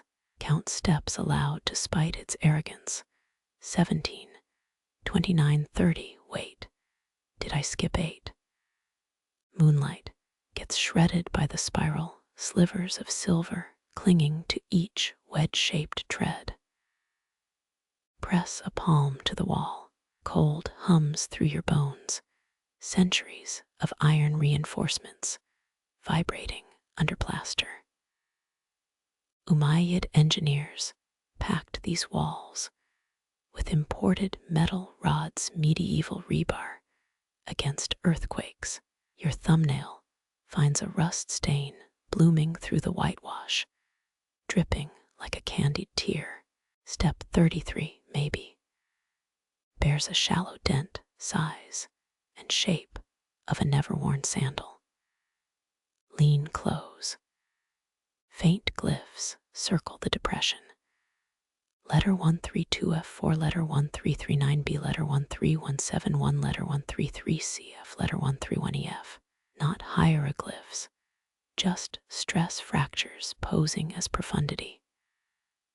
Archaeologists found similar marks in Aleppo, still debating whether they're masons' signatures or bored laborers' doodles. The air thickens, ferric tang coats your tongue. 44 steps up, or is it 60? Losing counts the point. Ottoman travelogues mention pilgrims ascending these stairs for days, emerging with beards grown to their waists. One vizier's diary claims the 4th revolution. Tastes like licking a Seljuk shield. You run your tongue over chapped, lips regret it. Bashira's head pokes from your satchel, her disco mica eyes reflecting infinite stairwells. Stuff her back down. She'd love this pretentious geometry, little show-off. A draft whistles through the central void, rising C-sharp that rattles molars. Cover your ears. 7th century poets called it the stairway's soul. 7th century poets needed better hobbies. Step 78, definitely 78, wobbles underfoot. Freeze. The stone steadies, gaslighting you. 19th century renovators reported a missing 78th. Tread rediscovered it 6 centuries prior under a Krakow bakery. You sidestep the Schrödinger's slab. Clouds shift outside, moonlight pivots to spotlight graffiti. 3 names scratched near the ceiling. Theodora, Husna, Jess. Jess added a smiley face. Squint at the height 23 feet up. Tourists are getting ambitious. Your thigh muscles stage a mutiny, demand bench seats and electrolyte gels. The caliphs, mathematicians, designed these steps at 11 inches, each precisely awkward for modern legs. Descendants of palace architects now run Silicon Valley ergonomic labs. Coincidence? Reach what feels like the 100th step. The final riser juts higher, cruel epilogue to the climb. Plant one knee, on its cold lip haul yourself up. The top treads nubbled surface bites your palm, textured like a fossilized tongue. Lick the step. Immediate regrets. It's cold iron and someone else's century of dust. Medieval lore claims the metal came from a meteorite ground into powder and mixed with goat's milk. Modern X-rays detected nickel isotopes matching African impact craters. Your tongue's now a history textbook. Wind howls through the spiral below, a perfect A minor chord. Music theorists say the stairwell acts as a giant woodwind instrument if woodwinds gave existential vertigo. Your hair stands at attention, bashiras shaking in the bag like a maraca roll onto your back. The ceiling's dome shows 7 constellations, with an 8th that suspiciously resembles a shawarma. Bedouin astronomers mapped these stars as the camel's hat. Europeans later borrowed it as Corona Borealis. Claim yours first, rename it the kebab's halo. Stand too fast, vision tunnels. Clutch the iron handrail. It sears your palm with winter. 16th century visitors swore the metal grew colder with each lie told on the stairs. Your fingers stick pull free with a meaty thwop. The descent's worse. Each downward step yanks your kneecaps toward Damascus. Backwards, shuffle 15 steps of 40. The walls now feel ribcage close. Your breath bounces off them pre-chewed. Palace cooks supposedly sent dishwashers down for humility training. High turnover rate shocking. Pass a scratched plea in French. Jean, restez ici et attends-moi. No replies in the dust. Jean's probably sipping lemonade in Marrakesh, or haunting step 78. Reach ground level sweaty and philosophically opposed to spiral anything. The entry arch winks, same sand-scoured limestone as before. Maybe your shadow stays behind, already ascending the first step with better posture. Let it chuck a pebble into the stairwell's void. No sound returns, not even a chuckle. Bashira's desiccated arm falls off in your bag. She never could handle anticlimaxes. Moonlight slicks the courtyard, turning cypress shadows into limbless dancers. Their tapered forms sway twist, melt across cracked marble. You pivot no source for the choreography. The branches hang still, stone stubborn against the breeze. A wind-up ballerina winks from your satchel. Bashira's remaining arm creaks upward, mimicking the shadows. Shove her down. She'd critique their form, probably call it derivative. Pomegranate trees rim the garden, their gnarled trunks leaning like elderly philosophers. Umayyad rulers planted them as symbols of eternal life seeds, surviving even in Hellenistic fire ash. Your heel crushes a fallen fruit, ruby pulp glints wetly. Byzantines believed its juice could stain a soul's ledger crimson. 3 oblong shadows merge, forming a figure mid-leap. Historians still argue whether palace gardeners shaped cypress groves to cast these silhouettes, or if the trees grew spitefully elegant. Your shadow joins the dance, its head lolling at a non-Euclidean angle. Something glints underfoot. A bronze hairpin shaped like a crane green with patina. Wipe it on your sleeve. Ottoman concubines reportedly bribed gardeners with jewelry requests for night-blooming jasmine over wife's quarter windows. This crane's eye holds a fleck of lapis, too blue for any local mine. The longest shadow freezes, pointing northwest. Follow its finger to a sundial half-eaten by ivy. Its gnomon bends drunkenly, moonlight pooling where numerals should be. 9th century poetry compares this dial to Allah's broken wristwatch. You check your phone 3:17 a.m. The universe shrugs. Breeze kicks up, loosening a cypress cone.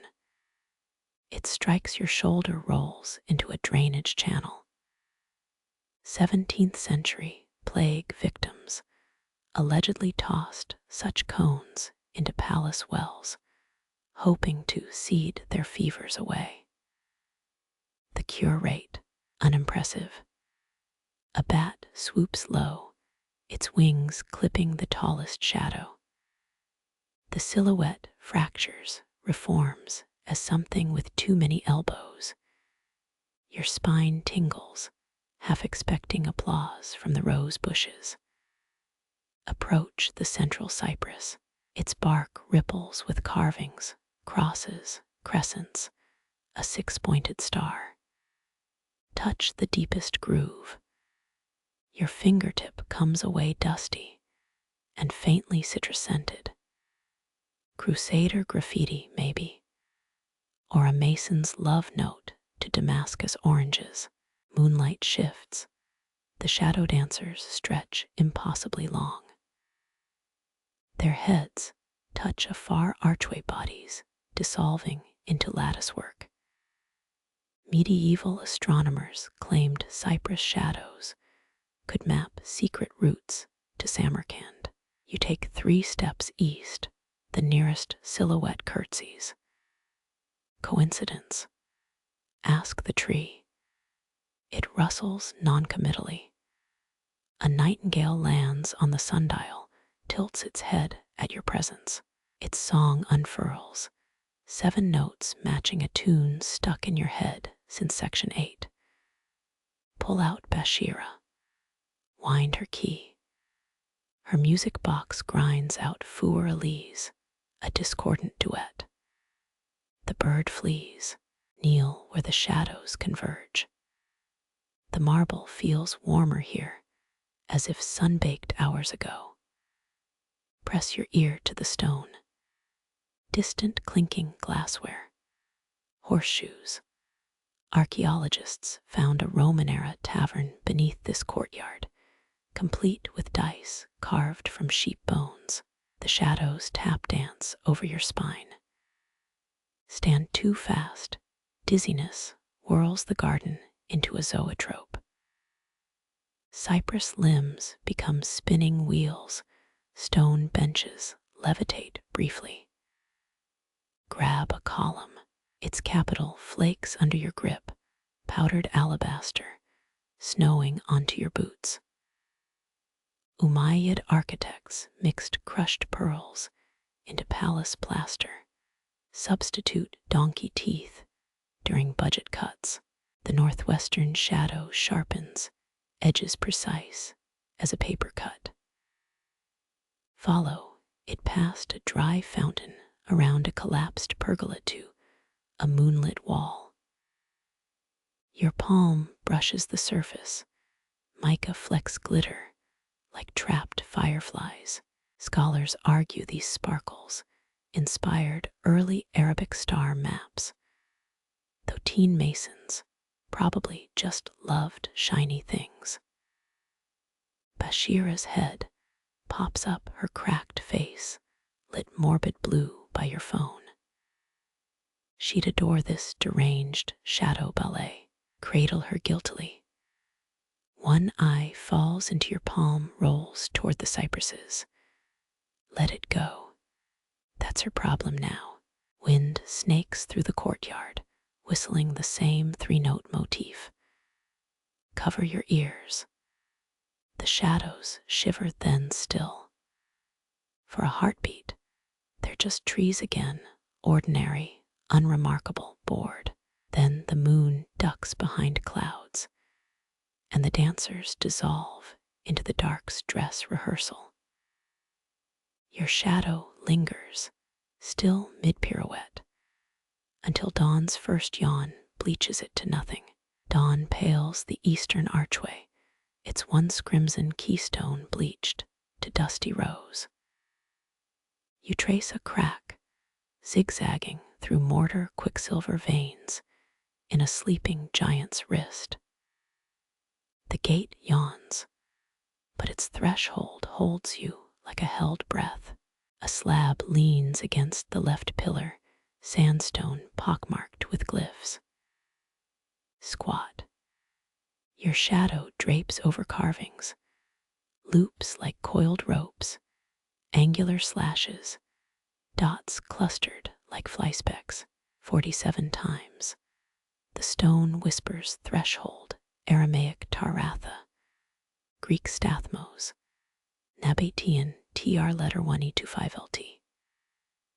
Your nail catches on a scratched out word, 4 letters too fresh to belong.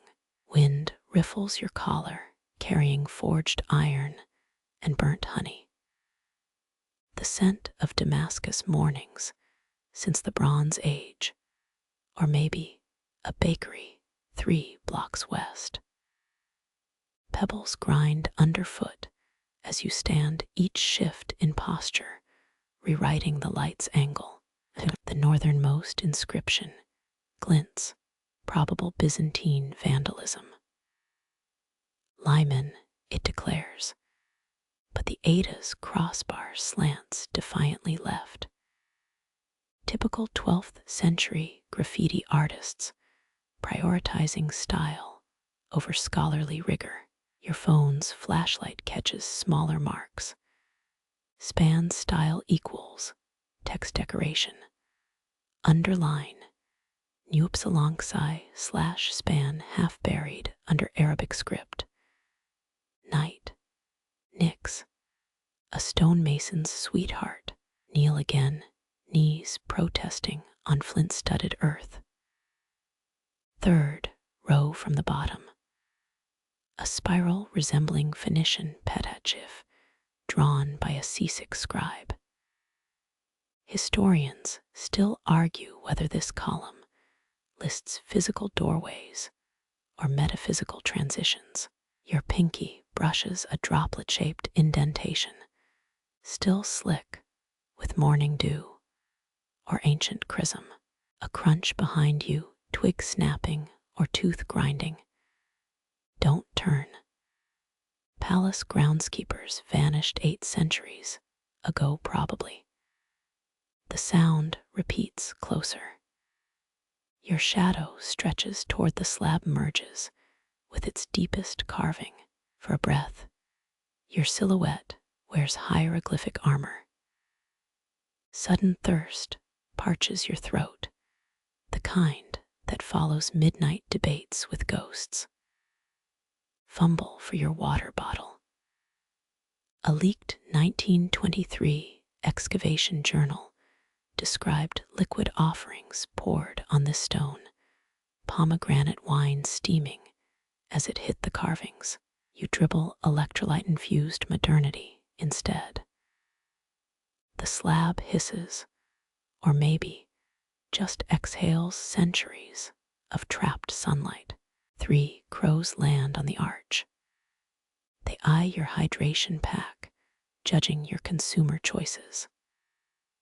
The boldest hops onto the slab's top edge. Its talon scrapes a diagonal line through Ugaritic Daltu. Now there are 48 marks, but the bird flies off before you can argue semantics. Sunlight crests the wall, flooding the gate with gold. The inscriptions writhe briefly molten. Blink. Normal stone resumes. Byzantine Stathmos now sports a tiny 3 someone added in charcoal. Tourism, humanity's eternal refinisher of antiquity. Warmth soaks your shoulders, a counterpoint to the keystone's lingering chill. 5 languages here use dental fricatives for threshold, teeth bared against whatever awaits beyond. Your tongue tests the shapes. TH, TH, TH. The wind answers with a lemon grove sigh. Palm flat on the slab. Its surface temperature shifts, cold vowels, warm consonants. That scraped out word pulses like a phantom limb. YOU Chinese letter RE, mouthing soundless syllables until one sticks to your palate. A 48th name vowel-less and guttural, weighing more than the gate itself. The crows caw in unison, feathers oily as 9th century inkpots. Their racket startles a lizard sunning on the architrave. It skitters into a cracked decades-old French chewing gum, sealing the gap. Modernity encroaches with juicy fruit and microplastics. Back away, heels sinking into gravel. 47 attested terms for crossing over. Your unspoken word lingers, a consonant lodged in the air like a suspended arrow. Dawn completes its climb, washing the slab blank. Only the charcoal heart remains, a postscript for the next wanderer. Your left sandal grinds something gritty, quartz, or pulverized verse. Walk. Don't look back. Let the gate keep its contested lexicons. Your contribution will fossilize soon enough, another layer in the palimpsest. About face, the archway looms identical front, and rear but your shadow exits lighter by one unsung syllable. The path narrows, gravel giving way to slick limestone. Your toes curl against moss cold and insistent as a beggar's stare. Ahead, a circular depression in the courtyard a wellhead, its rim crowned with fractured marble. Classic Umayyad engineering, their canals still snake beneath Damascus suburbs. You approach counting 17 flagstones, each worn concave by centuries of sandaled feet. A pebble nestles in your palm, stolen from the gate's gravel bed. Toss it. 1 Mississippi 2, the stone vanishes into blackness. 6 seconds pass before the splash, muffled, distant. Wait. 7, a hum rises, vibrating through the well's mossy throat. Not an echo, a melody. Your molars tingle. Leaning over the edge costs you 3 hairs to the wind. The abyss whispers upward, its breath smells of wet ledger pages and fermented apricots. Scholars mapped 221 such wells in the palace complex, each an engineering marvel. But none sang back. Your phone's flashlight reveals nothing. Darkness eats photons here. Locals whisper that dropped coins return as Roman denarii, though that one viral tweet insists they come back as grocery coupons. You try €1. The well belches static. Kneel. Press your cheek to the rim. Cold seeps into jawbone. That hum again, lower now, a rhythmic. If cat purrs could form words. Historians still argue whether these shafts stored water or swallowed confessions. Your earlobe freezes to the stone. Another pebble, this one quartz, smuggled from Arizona. It plummets, silent. You count to 8 before hearing glass shattering on water. The well exhales a scale, 8 notes that don't quite belong to any mode. Your kneecaps throb in G-sharp. Cicadas pause mid-screech. Even the palace holds its breath. You whisper a nursery rhyme, the one about cedar boats and moon-mad camels. The well swallows, it digests, returns mangled vocals, a child's voice, or the impression of one sings back in garbled Aramaic. Wristwatch says 3:17 p.m. When did the sun get so low? Shadows stretch across the wellhead, fingers beckoning. You snap a photo. The flash illuminates something glinting 30 feet down. Aluminum can. Fatimid-era oil lamp. The screen shows only pixelated black. Wind snakes through the courtyard, hurls orange blossoms into the shaft. They spiral like green-veined satellites. No splash, no hum, just a wet gurgle, then silence. Rebellion stirs in your bladder. Palace bathrooms presumably lies in ruins 12 courtyards east. Pebble 3, limestone, fist-sized. The well groans as it falls. No splash this time. The hum returns deeper, hungrier. Your fillings ache. That viral conspiracy thread murmurs in your skull. They're not wells. They're tuned pipes to the underworld. Sunset stripes the courtyard pink. The melody fragments, a lullaby, missing its consonants. Your mother sang something similar, or was it a taxi driver's radio last Tuesday? Memory blurs what the well bleaches. Your thumb finds fresh blisters from the gate's carvings. One final offering, the plastic cap from your water bottle. It hits water in 4 seconds. The well shrieks. A geyser of mist erupts, dousing your shins. Laughter bubbles up, then chokes. The vapor smells of bergamot and burnt hair. Steps retreat behind you, bare feet slapping stone. Turn. Nothing but cypress shadows. When you face the well again, a lock floats in its depths, tarnished brass, web-crusted. Your airbnb key, it sinks before you can decide. The moon perches on the rim, balancing like a dinner plate. You recite your name, birth date, Wi-Fi password. The well regurgitates each syllable backward. Its tongue clicks, a sound textbooks claim died with the Moabite language. Dawn spoons the horizon. Your shadow wavers, split 3 ways by the well's cracked edge. The hum fades to a dentist's drill whine. Your knees crack as you stand leaving sweat prints on the limestone. Tomorrow's tourists will mistake them for medieval Nile devotion grooves.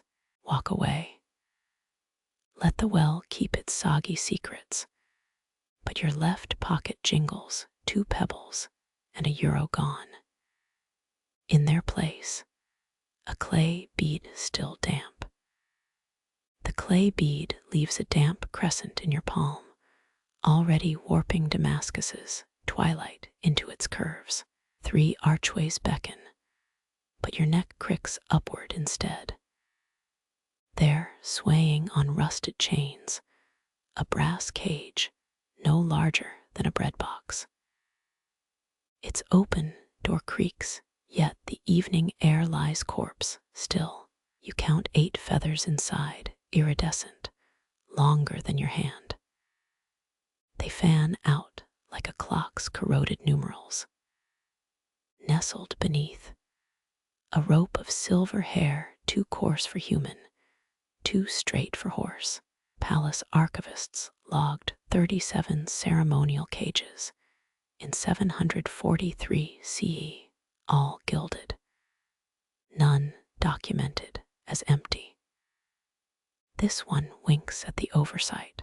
Wind arrives on cue, not from the sky, but horizontally.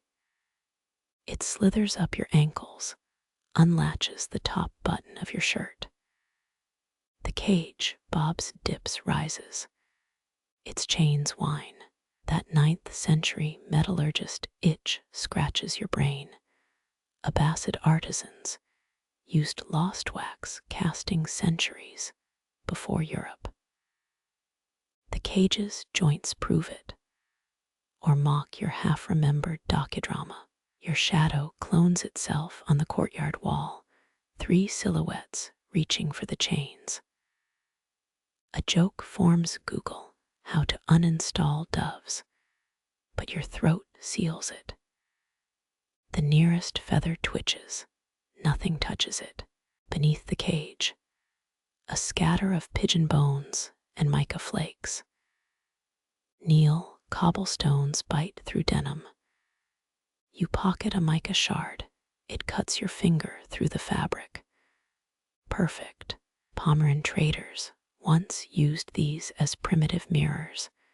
Thousands still surface in Aleppo's markets. The cage hums approval. Standing tiptoe on a sundial's plinth gets you nose level with the prison. Brass bars feel neither warm nor cold, a temperature that shouldn't exist. Inside, faint etchings. Whip out your phone flashlight on. The hieroglyphs scatter like roaches. Not hieroglyphs, Sogdian script. Too late. Your retina burns with afterimages of words like submission and migration, repeated in spirals.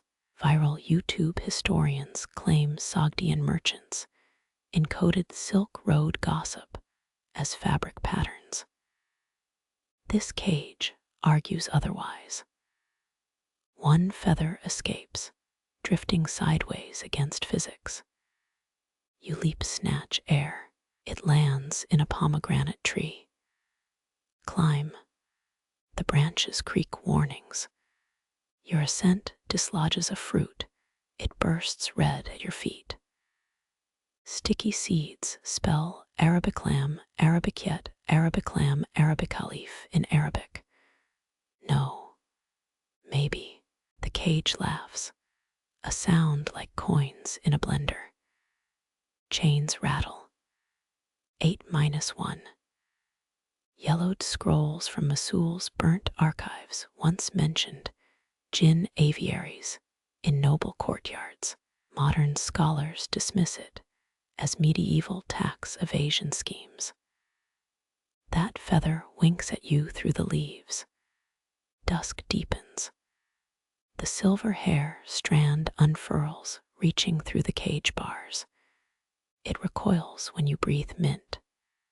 Your gum, pocket litter from the Ankara airport. Historians still argue whether Umayyads chewed beeswax for fresh breath or just enjoyed the buzzing, muffled wing beats above. Fruit bats, too rhythmic. A shadow pours itself into the cage, black syrup filling gaps between feathers. The door slams. Chains tense. You count 14 heartbeats before the shadow oozes out, leaving the door ajar once more. Phone battery dies. Ancient starlight takes over, cold and inefficient. Those remaining feathers glow now bioluminescent, or just your retinas begging for mercy. Touch one through the bars. It disintegrates into sulfur-scented powder. Your fingertips blacken like matchheads. Sudden thirst. You recall the well's bergamot stench and yesterday's vow to buy bottled water. The cage approves. Its base dampens with condensation. 8-2. A ring of frost creeps across the courtyard to your shoes. Bats dive bomb the cage, or maybe the space around it. Their sonar pings visible as violet ripples. One impacts an invisible barrier, limp body sliding down air. The cage drinks the resultant silence. Archaeologists found 49 bat skeletons in a Cordoba cistern, aligned like an astrolabe. This feels messier. Dawn's first yawn bleaches the eastern sky.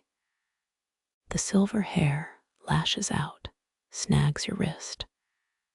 Cold sears tendon deep. You jerk back, taking 3 hairs with you. They writhe like nematodes before dissolving. Ottoman plague records mention hair that moved hoax or myxomycete, depending on which grad student you harass. Run. No, walk briskly toward the archway. The cage clicks its tongue, or a hinge finally gives. Chain links pop. Brass meets cobblestones in a gong-like farewell. You don't look back. Your shadow does a full 180-degree neck twist. It mouths something to the wreckage. You feel the syllables in your molars. Ma la ti, a r, a letter 1e25. What doesn't depart? The palace coughs up a 9th century cough. Pockets weighed down mica, clay bead, stolen feather dust. The promised lock of hair. Check your collar. There, woven into cotton threads, silver, but softening to gray. Your shadow lingers 10 steps behind, already forgetting the palace's true name. Soil crumbles beneath your nail as you dig, not digging. Really, just clawing at packed earth, while half remembering airport security's frowns. There, a tarnished disc winks up. You pinch it like a suspect pill. Rubbing unveils 2 smudged profiles. One crownless, one beardless. Umayyad coins, standardized Islamic currency in 696 CE. No more Greek or Persian knockoffs. This one mocks rules. Rotate it, light glints off micro scratches. 23, no, 24 radial grooves fringe the edge. Your thumbprint blooms across the surface, an epidermal eclipse. Historians still argue whether defaced coins marked protests against caliphs or secret love tokens. The groove count suggests someone cared too much. Hiss between teeth, silver flakes embed under your cuticle, ancient dermatology. 7th century brides swallowed similar discs during vows, digestible dowries, or so TikToks claim. Your gut vetoes replication. The coin warms, not body heat, but that feverish glow of reheated leftovers. Lick it, bad idea. Patina tastes of forged ledgers and stage 4 tooth decay. Your phone's dead, no translating the remaining letters. Al-Malik or Al-College. Flip again. The faces shift slightly. One eye winks. Plausible deniability. Feather dust from section 18 itches your pocket, synchronized with the coin's vibrations. Sympathetic magic. YouTube tutorials never covered this. Kneel, denim rips at the knee. Worth it. Press the coin to your eyelid.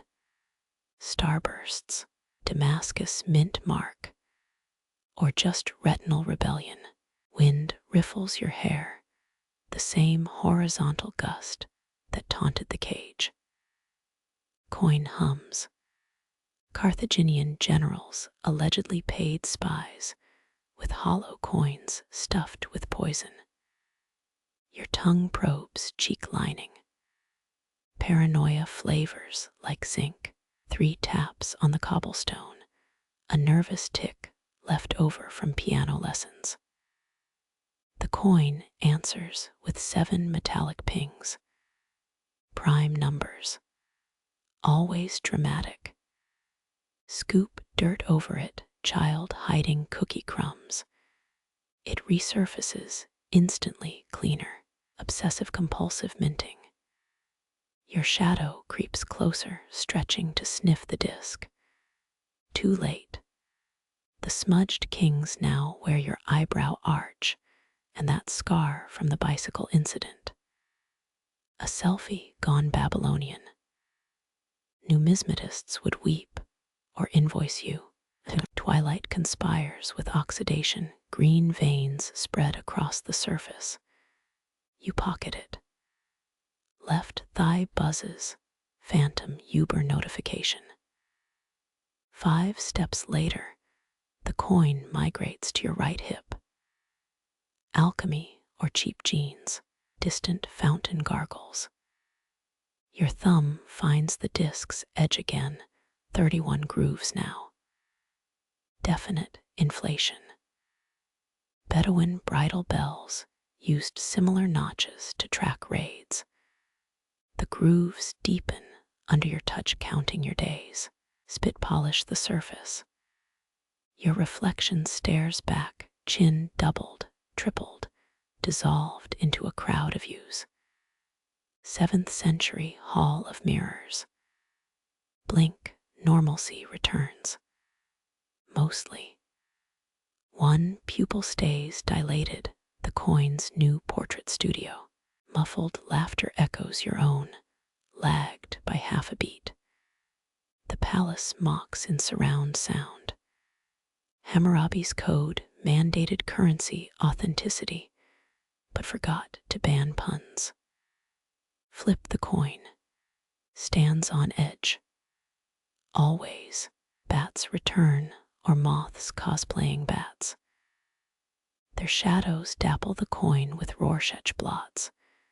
You see, a map, a noose, your 3rd grade teacher's frown.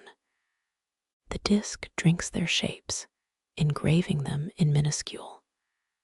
Crowdfunded history. Dawn's first photon collides with the coin. It shrieks. A tea kettle's final stand, then falls silent. Your pocket stiffens. Reach in. Warm porcelain weight, no.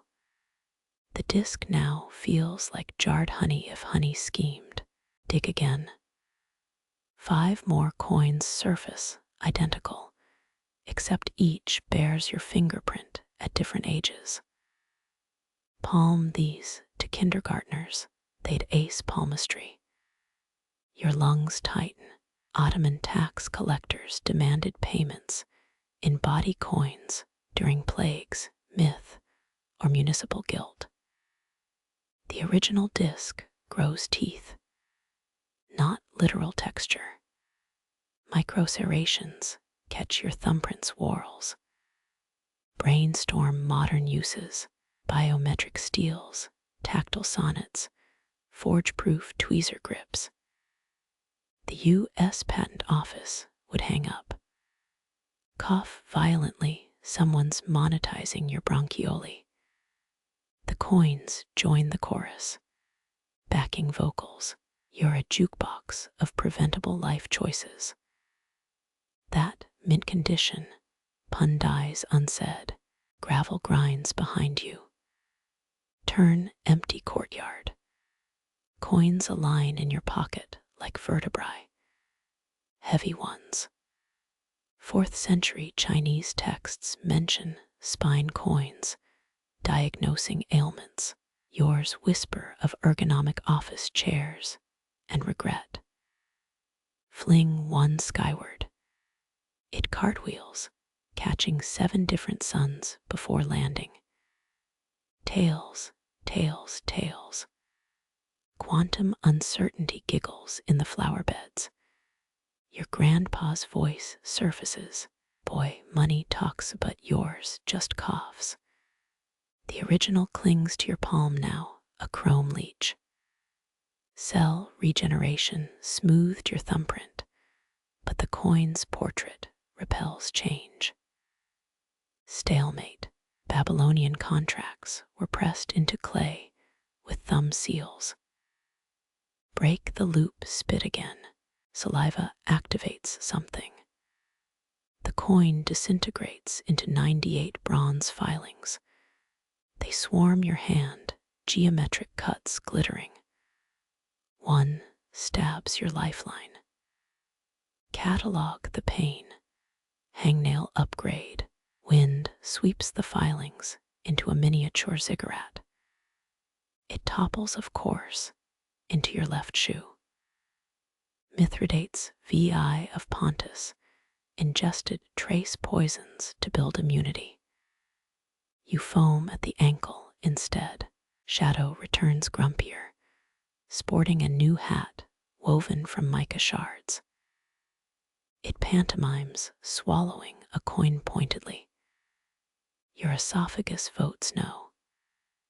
Section 18's feather dust glows faintly through the fabric timekeeper's ultimatum. Bury the remaining coins under a cypress root. They surface faster than urban legends. 18th try, you asphalt them with a date pit. Ancient Mesopotamians planted coins with orchards funding their own shade. Dawn graduates from maybe to definite.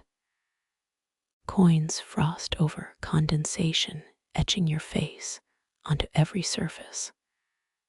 Narcissus forges ahead. You pocket one final disc, the rest sing a metallic adhan from their earthen mihrab. Check your thumb. Calligraphy blooms across the skin, a receipt in Kufic script. One soul lightly used. The palace nods, or just settles its foundation. Vines snag your heel as retreat, nature's passive-aggressive farewell. The exit arch looms identical to the entrance, or does it? Your shadow drags 10 paces back, already blurring the palace's contours into a half-remembered dream. Crumbling dates, underfoot release, fermented sweetness, distraction taxes included. Crickets choke mid-chirp as you pass. 3 steps later, their song gurgles back like a rebooted modem. You stomp. Silence smothers the impact. Wait 5 seconds. A delayed thud echoes from the hall of unfinished tailies, your footstep arriving fashionably late. Roman bathhouses engineered similar acoustic delays for theatrical whispers. But archaeology majors never mention the prank potential. March 10 paces, rubber soles grinding gravel. Halt. The hush contracts around you, a held breath. Historians still argue whether Umayyad gardens buried amphoras under paths to amplify water sounds or muffle intruders. Your kneecap pops. The crickets critique it in Morse code. Reverse step. Silence unspools like dropped thread. 6th century Persian thought treatises claimed quiet could be harvested, stored in lead jars for insomnia cures. Your lungs feel airtight, overpacked with unsold serenity. A moth's wing grazes your ear, the palace's mute applause. Left foot blisters. You limp dance to test the quiet's range. Moonlight etches your spasms across the courtyard, a puppet show for insomniac statues. Their stone teeth glint, 8th century Andalusian, poets wrote odes to night-blooming jasmine, but tactfully ignored sweaty sandal chafing. Dust motes hang stalled drifting upward. Your shadow mimics a hanged man's jig. Blink, it stills. 3 fireflies defect from Section 27's wargame to orbit your forehead. Miniature anti-aircraft lights. Bat a hand, they dodge like seasoned conspiracy theorists. Silence thickens, palpable now, clingy. Swallow. Your throat's click could trigger a firing squad. Ottoman court musicians once performed concertos for cutlery. During state dinners, forks on crystal, spoons on marble. Your stomach growls B-flat. A delayed encore. Kneel to retie a lace, knuckles brush a buried mosaic. The tiles depict a crouching figure, also fixing footwear. Recursive artisanship. You mouth high, your breath swirls the dust into a temporary twin. Carthaginian mirror makers purposely blurred reflections to confuse evil spirits. Your doppelganger flips you off, stride toward the arch feigning resolve.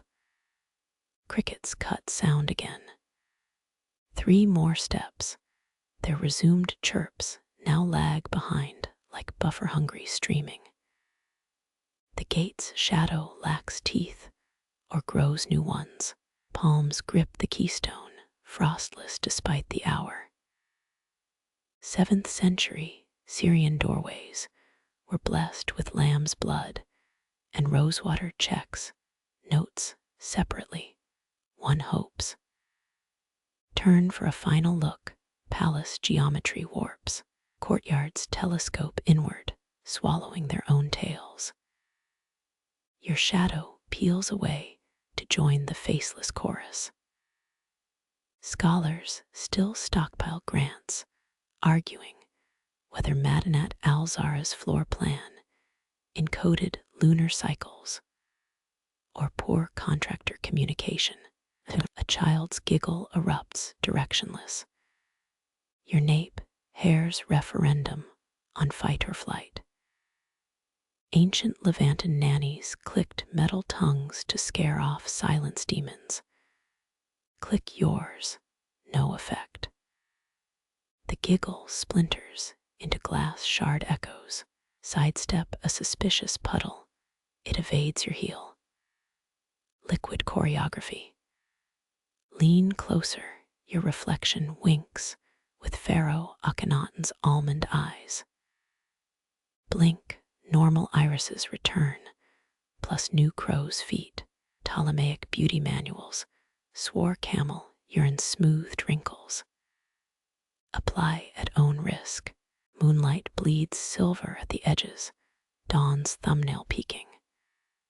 The arch's shadow shrinks, or you expand. Byzantine envoys measured diplomatic insults by how many steps a host let them sweat in silence. You've earned at least a dukedom.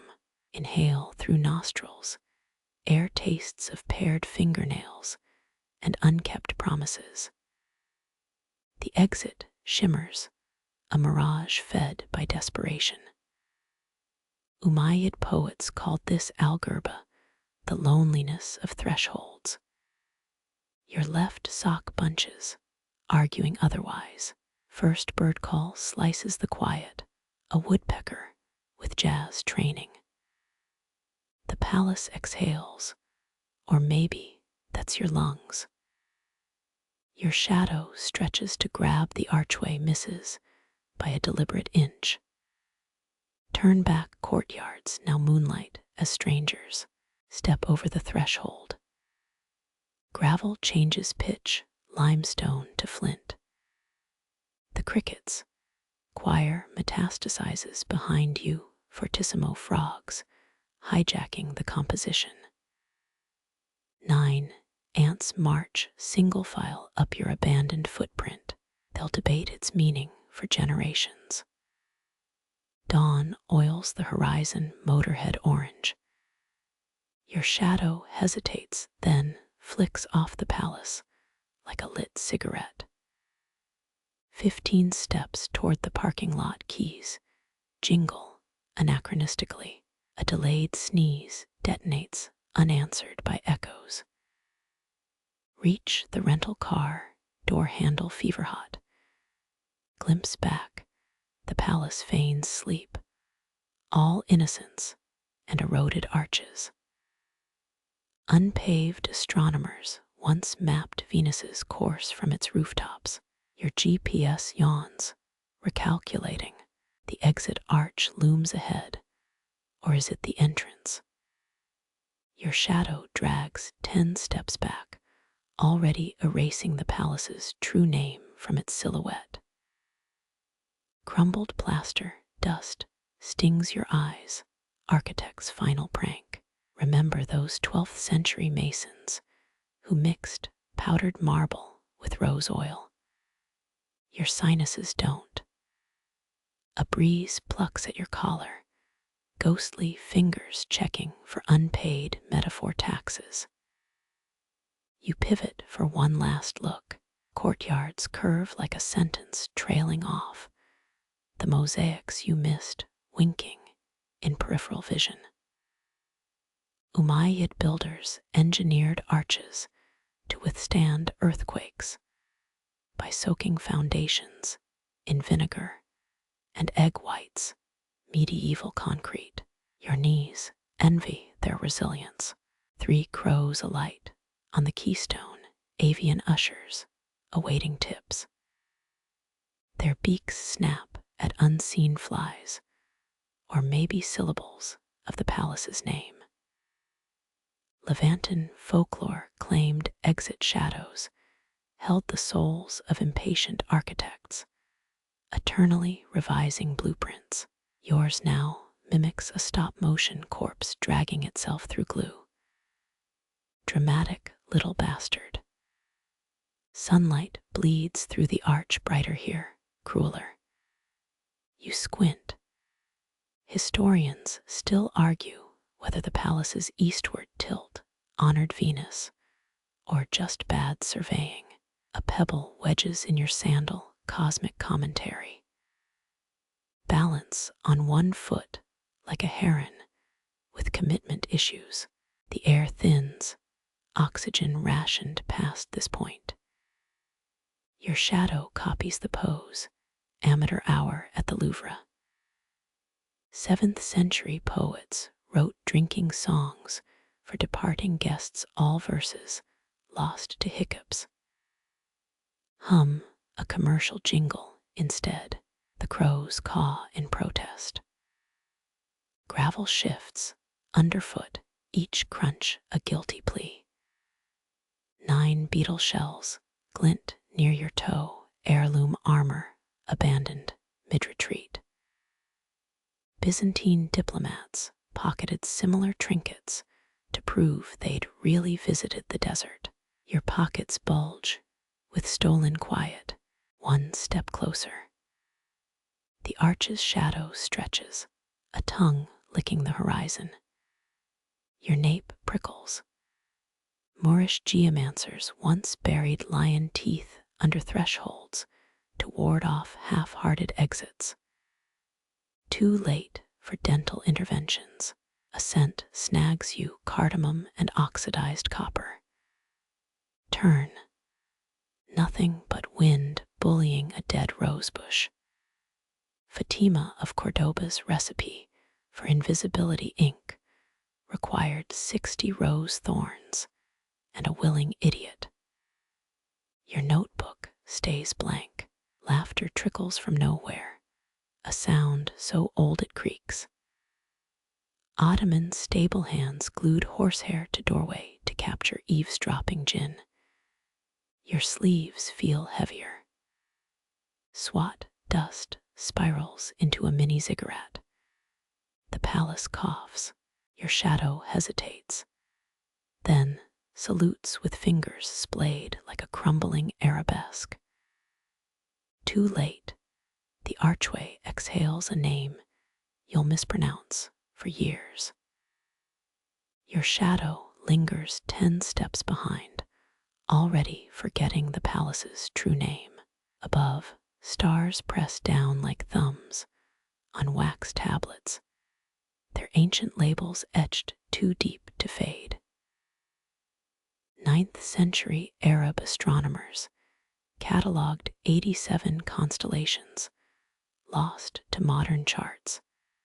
Al-Sufi's book of fixed stars, crumpled under GPS arrogance.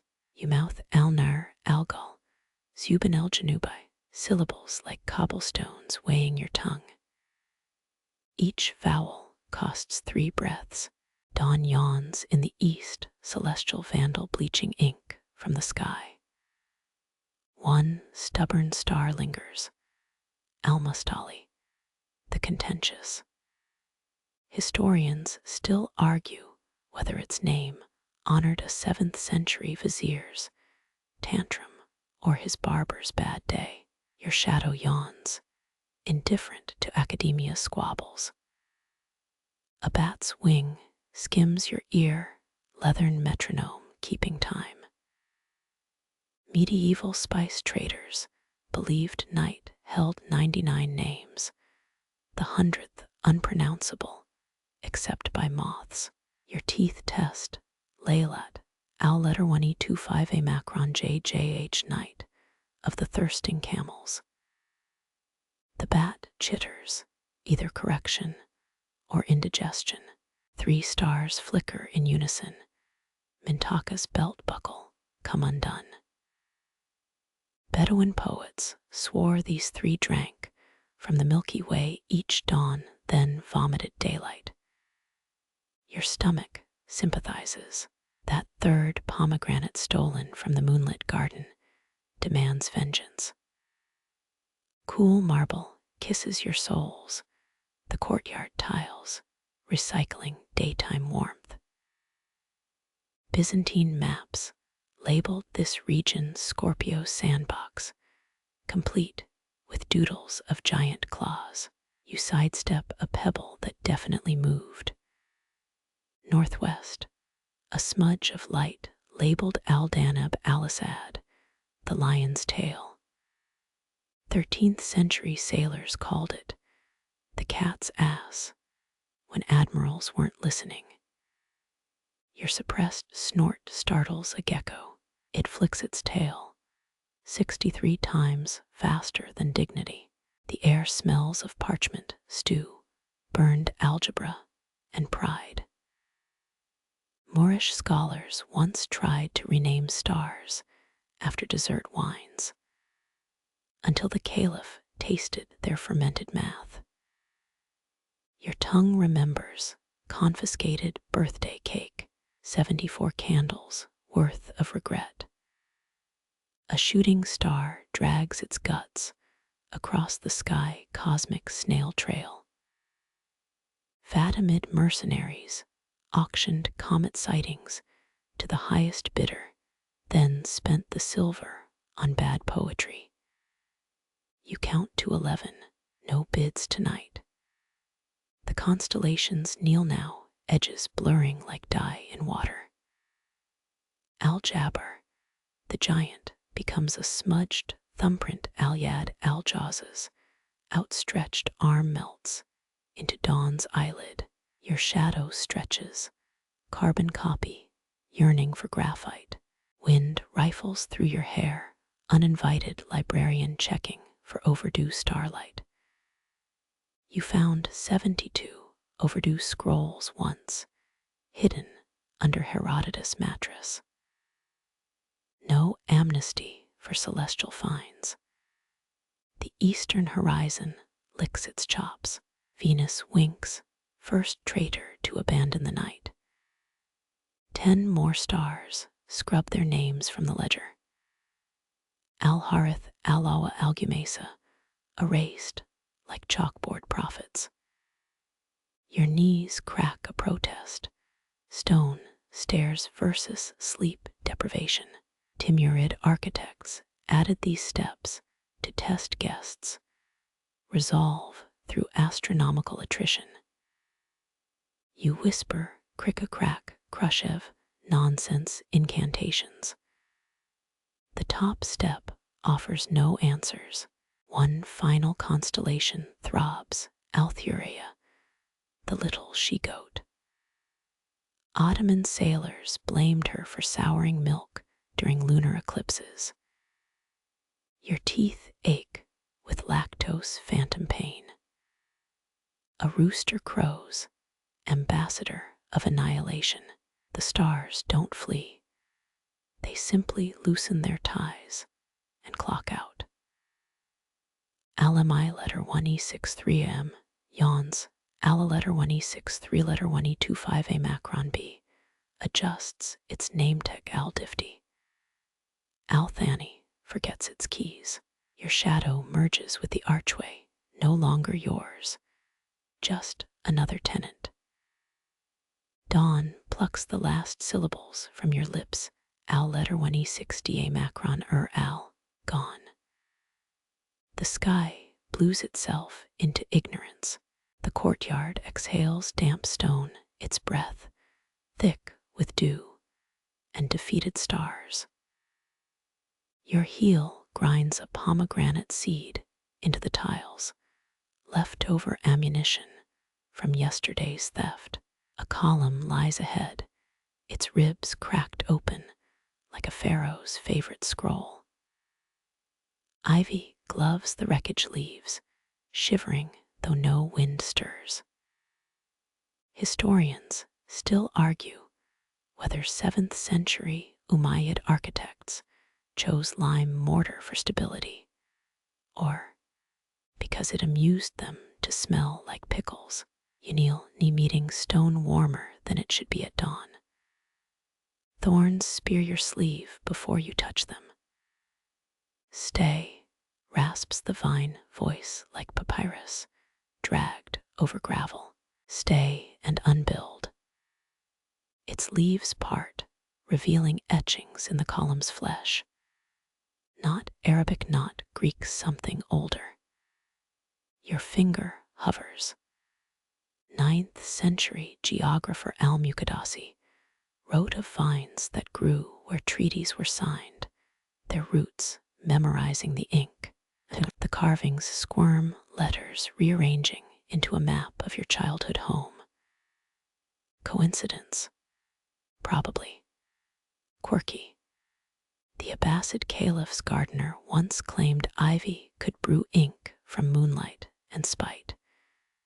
You snap a leaf, sap oozes metallic, definitely spite. A thorn pricks your thumb, the sting carries voices. They came at dawn, hisses the ivy. Hammers dressed as scholars. Your blood beads black in the weak light. 14th century vandals, earthquake worshippers. The column groans, its marble, liver spotted with lichen. Unbuild what? You ask, regretting it immediately. The vines cinch tighter. 5 leaves detach, flutter down as one a crescent moon missing its horns 2. A key swallowed by its own teeth 3. Your face, aged 73-4, a pregnant goat 5. A perfectly rendered fig, the last one lands sticky side up. You pocket it, inshallah. Archaeologists found 19 similar terracotta figs in a Mosul cellar, each stuffed with Babylonian tax receipts. Theories abounded. Solutions: 0. Sunlight licks the courtyard, turning ivy from emerald to army fatigues. A tendril loops your wrist, gentle as a librarian's rebuke. 6th century Persian poets described this as the green embrace. Their less published works called it botanical kidnapping. The vine tugs, leading you around the column's corpse. Moss here grows in precise hexagons like a beehive's abandoned graph paper. You spot carving remnants, a chariot, a comet, a very angry duck. The debate rages in academic Zoom rooms nightly. Your nail traces a spiral, the vine seizes your finger. Unbuild, it insists, stone by stolen stone. Shadows stretch, opportunists claiming squatters' rights on the tiles. The ivy releases you, leaving a bracelet of sap that hums D minor. You rub it, the vibration spreads to your molars. Ottoman musicians allegedly strung ouds with vine tendons during sieges, said the strings wept enemy secrets. Tonight's lesson: sap makes terrible concert pitch. The column's base crumbles under your gaze, architectural stage fright. 12 marble fragments lie arranged like a star chart nobody ordered. One piece winks, or maybe it's just quartz. Caliph Abd al-Rahman III's palace reportedly had a floor that mirrored the summer solstice until a disgruntled astrologer swapped the tiles. Your stomach growls. The fig burns a hole in your pocket. Modernity whispers, eat it. History counters, that's how the Trojan War started. You split the difference, licking the syrup. It tastes of hummus left in a saddlebag. Regret. The ivy retreats, playing possum in the climbing light. Dawn's final victory. Ants swarm the column, hauling marble crumbs to a queen who probably prefers limestone. You brush off your knees, 73% sure that wasn't a metaphor. Leaving feels like peeling a stamp off parchment. 6 steps away, a thorn tug snags your hem. Almost forgot, the vine croaks. It drops a petal at your feet, translucent as scandal, veined with red. Show this to the well. You turn courtyard empty now, except for cat paw prints fossilizing in fresh mortar. The petal dissolves in your palm, staining lifelines the color of apology. The petal stain throbs in your palm, a birthmark you didn't earn. Dusk paints the courtyard, walls gold, your shadow stretches thin as a smuggler's alibi. Mica flecks ignite, 1,000 tiny mirrors splintering your face into 80 warped replicas.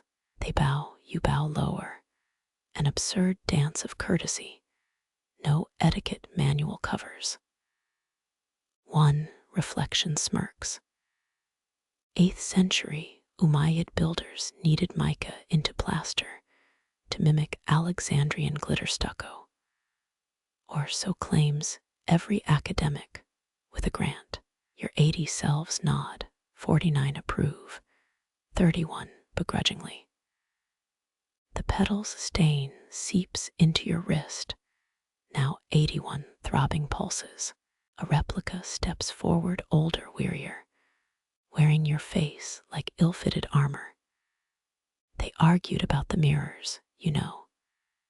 Its voice echoes inside your molars.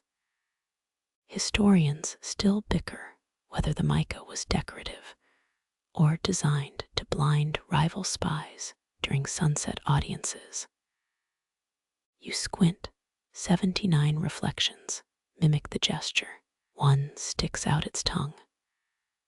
Wind riffles through the courtyard, carrying the scent of burnt sugar. The oldest mosaics here contain over 300 pounds of powdered mica, or so a tipsy conservator confessed at a Marrakesh conference. Your many faces inhale, shoulders rising in unison. Perfect sync, until one replica sneezes violently. "Bless you," murmurs the cypress tree, its bark laced with the same glitter. The lead replica leans closer. "Ever hear about the Gadhafen tribe's mirror trap? Its breath smells of myrrh and revisionist history. 11th century chronicles say they lined a canyon with mica sheets, reflected the sun, until invading armies marched into mirages. 80 jaws drop, yours included. You reach toward the wall, 80 hands rise like a strange sacrament. Fingertips graze cool plaster.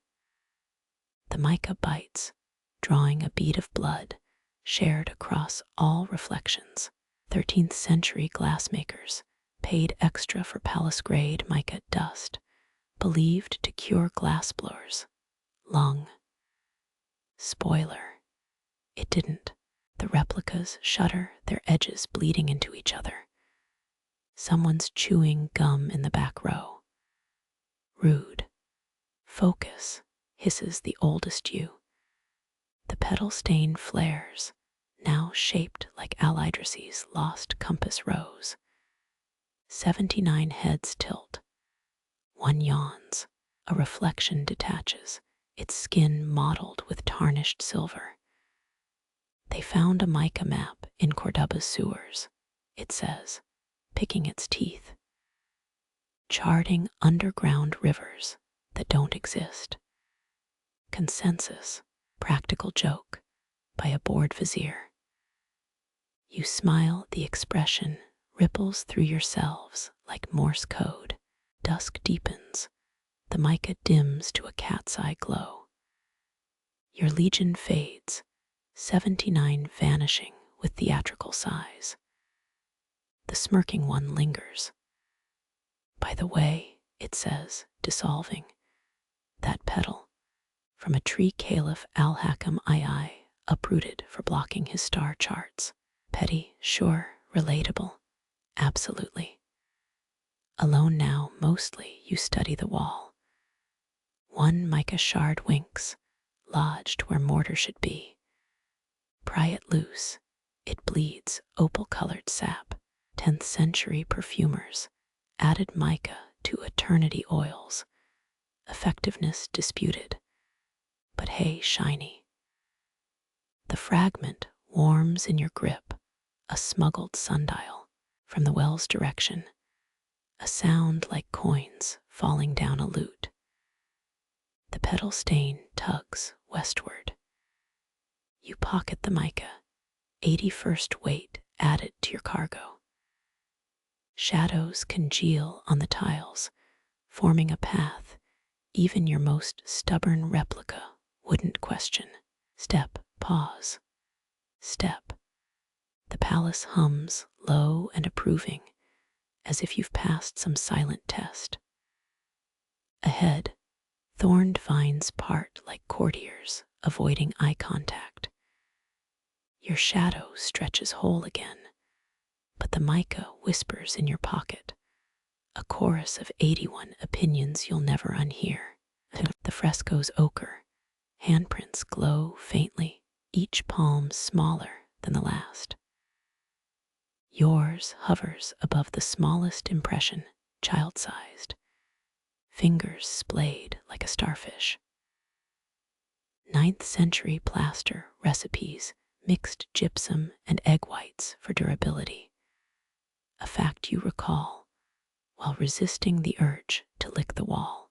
Close enough, your palm meets cold pigment.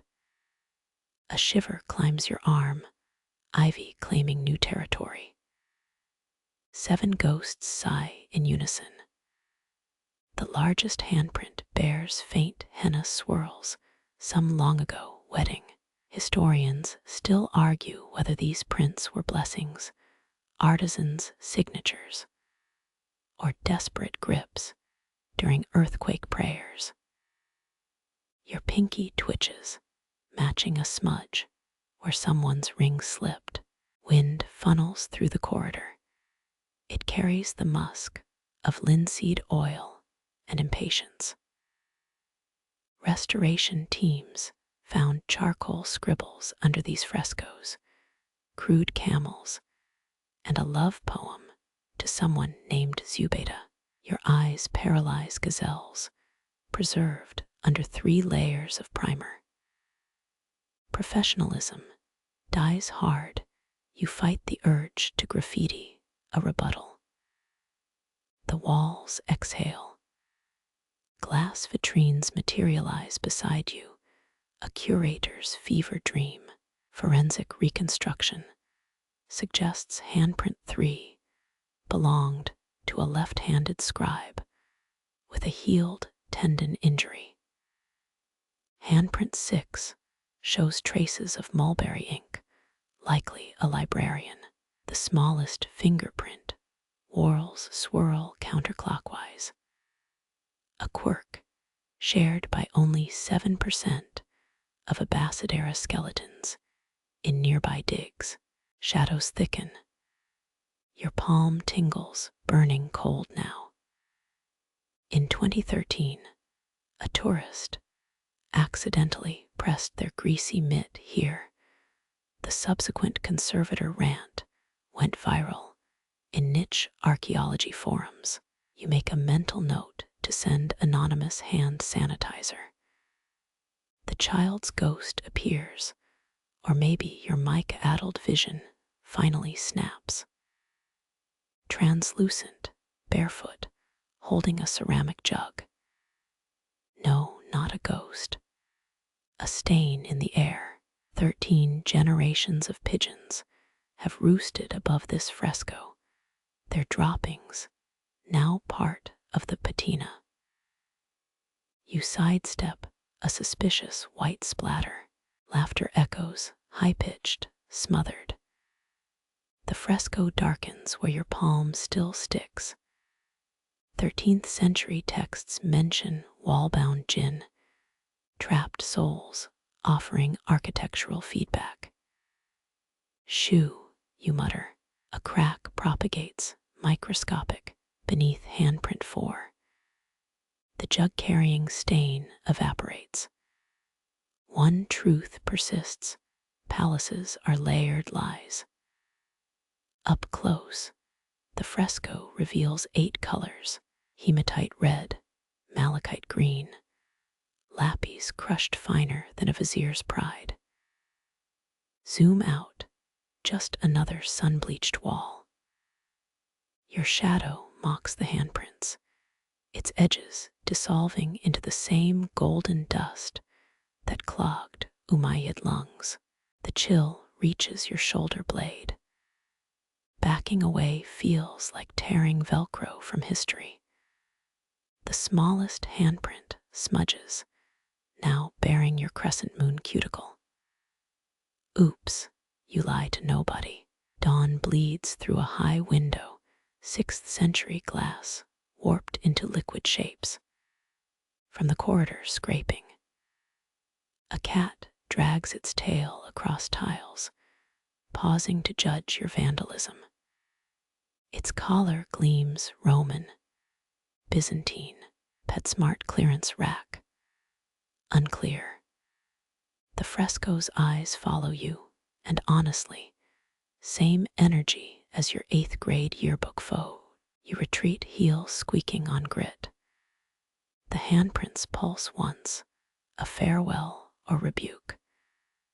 Sunlight hits, they fade to stains any janitor would scrub. Your stolen mica warms, 81 voices debating whether to snitch. Hush, you think. The palace yawns, its secrets growing back like truffles after rain. The path ahead smells of wet charcoal and poor decisions. Your shadow stretches intact, but the ghost palm lingers, a cold kiss below the thumb. Tomorrow's problem, tonight's excuse to find stronger wine. Step, pause, step. The corridor bends, its walls suddenly bare. Ready for new hands. Yours itch. History, you decide, is just graffiti we're too late to protest. Your shadow hesitates first, its edges fraying as you approach the square pit. Oubliettes weren't uncommon in medieval strongholds. This one's rim worn smoother than a chess king's bald spot. You kneel, pebbles digging into your kneecaps, and let a stone fall. The hole swallows it without a splash, without a clatter, without so much as a passive-aggressive thunk. Cold laps at your chin, airflow suggesting depth. Your phone flashlight fails at 3 meters, just fades into the kind of black that photocopies poorly. In 2009, renovators found 37 dominoes at the bottom of a Cashin oubliette, but no bones. You whisper YOLO like a heretic. The hole whispers back vowels your throat can't shape. Your shadow leans harder, gentle pressure against your calves. Not today, you mutter. The palace often repurposed these pits as grain silos during sieges. Historians still argue whether that was pragmatic efficiency or ancient trolling. You sniff decay and something sweet, rotting figs, rusted hinges, the ghost of last Tuesday's regrets. 23 heartbeats pass. No echo. That's the joke, isn't it? Medieval panic rooms with 0 amenities. You imagine TripAdvisor reviews from 805 AD. 1 star, no latrine. Wi-Fi weaker than my will to live. A draft gusts upward. It reeks of petrichor and crushed violets. Your hair lifts. The shadow shoves. Floor tiles bite your palms as you brace. Classy, you tell the void. Left elbow smears centuries of dust, keeps your face from becoming a cautionary plaque. 5.7 degrees warmer. Down there, maybe geothermal vents. Maybe hell's waiting room blasting AC. Your shadow peels away, stretching diagonally into the corridor, like it's late for Pilates. You fish out a mintlet that drop instead. Still no sound. 13th century WACF documents list rectangular voids as tax-deductible architectural features, though whether that applied to oubliettes, consultants probably died young. The mince wrapper flutters back out, creased into a tiny crane.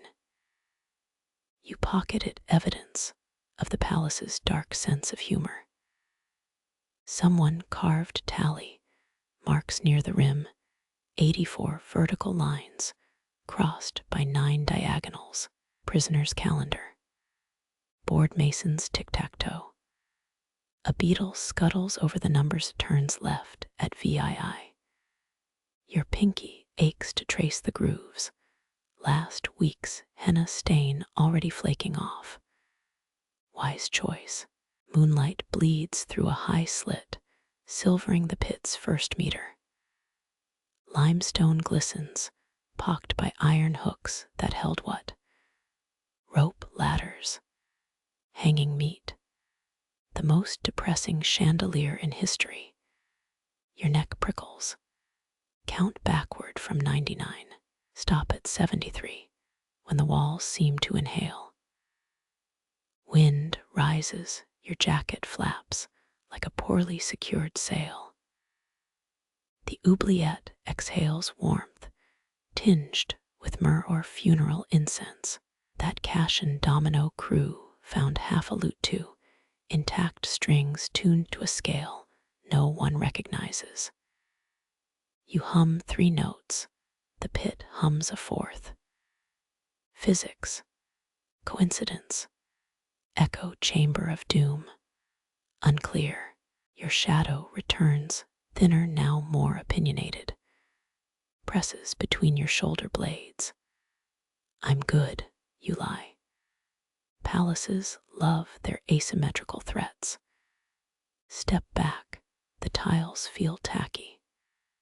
Centuries of calcified orange blossom resin, spilled honey from some long ago betrayal. You don't lick the floor. Growth moment.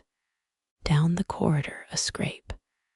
Not rat claws, deeper metal on stone. Your dropped pebble finally lands, doubtful. The sound repeats rhythmic, grinding, sharpening. Your nape hairs vote unanimously to evacuate. 1 step 238. The pit yawns behind you its hunger, now quieter than a mouse's prayer. Laughter again, gravelly amused. Maybe the same fresco ghost upgrading his haunting gig. You wave without turning. 5 fingers stretched wide, universal talk to the hand. Silence. Then a click, like a lock disengaging. Your shadow reunites with your heels suddenly, eager to conform. Dawn's first smear weakens the void's gravitas. 3 meters away, a mosaic cobblestone glints, fake pit. Optical illusion. Your boots test the theory, earthy crunch, no collapse. Architects loved their psychological warfare. Apricot light pools, where the hole once menaced, just clean tiles now. Gaslighting via masonry. Classic. You spit into the void's former location, listen for a splash. Nothing. Your shadow copies the gesture, lands a ninja star-shaped blotch. Mature, you concede. The palace shrugs, its stones settling into day shift apathy. Somewhere 40 floors down, your pebble kisses unseen water. Or doesn't. Either way, it's someone else's mystery now. Moonlight fractures into ember specks, 1,000 fireflies staking claim to the ruined garden. Their lantern abdomens pulse, irregularly strategic flares, from a war conducted at 1/300 scale. You crouch, knees popping, as the swarm reorganizes. A phalanx forms, dissolves, regroups uphill. Sun Tizu's ghost nods approval from behind a cypress. Someone taught these bugs blitzkrieg tactics. They swarm a rosebush, illuminating thorns like pike formations, then scatter when a bat swoops through NATO airspace. In 634 AD, Umayyad forces used covered trenches during the siege of Damascus. But this, organic drone warfare. You track squadron movements, some hold formations older than the palace itself. A cluster veers toward your face, emergency, lights blinking salsa rhythms. Easy, von Clausewitz, you murmur, backpedal heel grinding something brittle. Shattered amphora handles, Ottoman-era Pez dispensers. Historians still argue whether firefly signals ever conveyed actual military orders or just existential complaints about moth collaborators. 3 fireflies breach your personal space, probing. Tenretni Edihua, Nirks Udo Si Sit. Their wing hums sync with your tinnitus. You hold still, let them chart the mole on your neck. Recon complete. They dart north, reporting to some 6-legged generalissimo in the fig trees. The swarm's center darkens, a tactical retreat. Or mating pause. Tough to tell with invertebrates. You recall Byzantine manuals, suggesting firefly lanterns for night attacks, insects trapped in glass globes as bioluminescent flashlights. Field tested, probably. OSHA proved, doubtful. One rebel glowbug circles your wrist, persistent. Its green flare syncs with your Casio's backlight. You invent backstory. Defector from the ladybug, infantry deserter from the aphid wars. The straggler zigs toward a crumbling column. You follow like a desperate paparazzo. Moonlight pools where stucco once depicted some forgotten victory. Fireflies mass above the spot, forming a flickering crown no. A siege tower no. A decent approximation of IKEA assembly instructions. 13 pulsations, then blackout. Your eyes adjust, revealing a mosaic's edge. Troops march there in tessellated perpetuity. Coincidence. A breeze ruffles lavender. Suddenly, the air's full of retreating biolights. They flow westward, demoted from Blitzkrieg to Cupid's Arrow promo event. You step on a pinecone. It crunches like an underbaked grenade. The swarm freezes, collective antennae judging your life choices. No civvies harmed, you stage whisper. The garden exhales. Jasmine thickens the darkness. Or is that massing infantry? Scholars recently carbon dated a firefly graveyard near Aleppo, 3,000 specimens arranged in attack formation. Quirky. Definitely. Omen. Ask the bugs. Your rebel firefly returns brighter now. It loops your head 3 times, improvised halo, or targeting reticle. Static lifts arm, hairs the charge before ancient spark guns fired. 23 seconds of eye contact. You blink first. Dawn bleeds mercury blue across the scene. Fireflies dim, their war game devolving into a breakfast buffet over hibiscus blooms. You pocket a fallen oak gall primitive USB drive for whatever intel just transpired. The mosaic's tile general gazes skyward, his stone mouth curved in what might be laughter or gas. As you exit, the swarm swirls once, a final salute, or middle fi. Either way, they outmaneuvered you at every turn. You mentally draft their TripAdvisor review. 4 stars, excellent tactical pacing. Needs clearer exit signage. A last firefly traces the word balderdash in Morse code against the fading dark. You pretend not to notice. Marble chills your shin before you see it, a slab jutting from ivy like a bad punchline. The dagger's scar starts bold, a confident gouge, then frays into hesitation. Your thumbnail fits the initial groove-identical width. Almost, the stone purrs, its vibration traveling through molars. 16th century archives mention a disgraced calligrapher who etched treason into palace walls. Executed, blade confiscated, but this looks personal. Less death to the caliph than my lovers getting suspicious. You swipe dust from the slab's edge, veins mirror a 737 BC Assyrian quarry stamp. Mainstream fact, marble from Mosul still shares that zigzag patterning. The scratch deepens where the dagger pressed hardest, someone committing to the commit. Then wavering. A change of heart. blister. Modern laser analysis shows sporadic hematite deposits along the groove. Quirky tidbit. Same iron content as 9th century Baghdad eyeliner. Beauty standard or blade maintenance? Rhetorical question.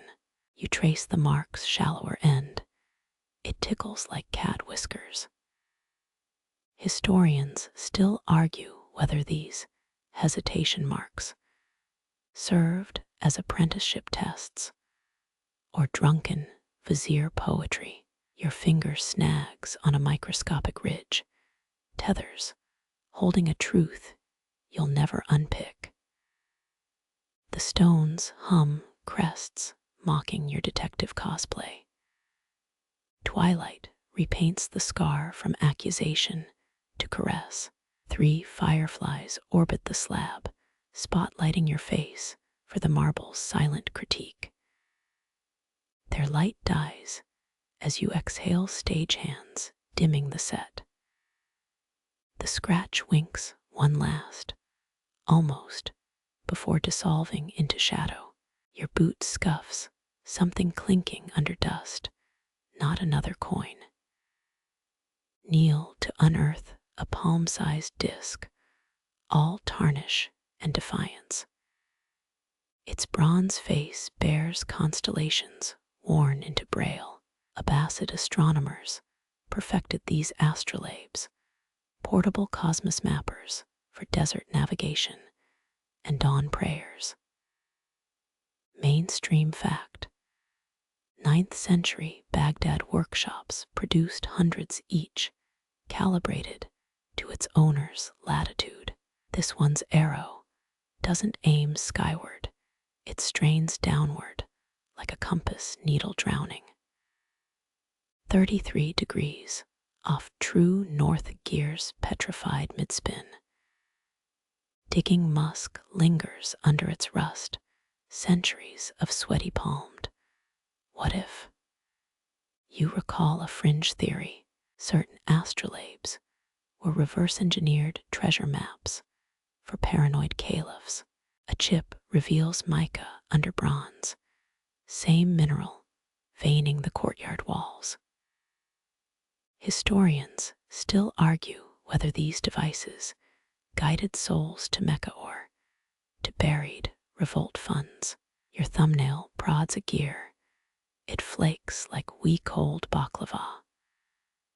3 mosquitoes kamikaze into the instrument, sudden scholars debating your earlobe. The disc's back hides a cursive smudge, maybe Yusuf, or dung beetle in hasty calligraphy. Light catches its southern edge, tiny notches align with the well of second chances location. Coincidence? Probably. Syndicated cable documentary material? Absolutely. You palm the astrolabe, its weight disproportionate to size. A denser truth pressing your lifeline.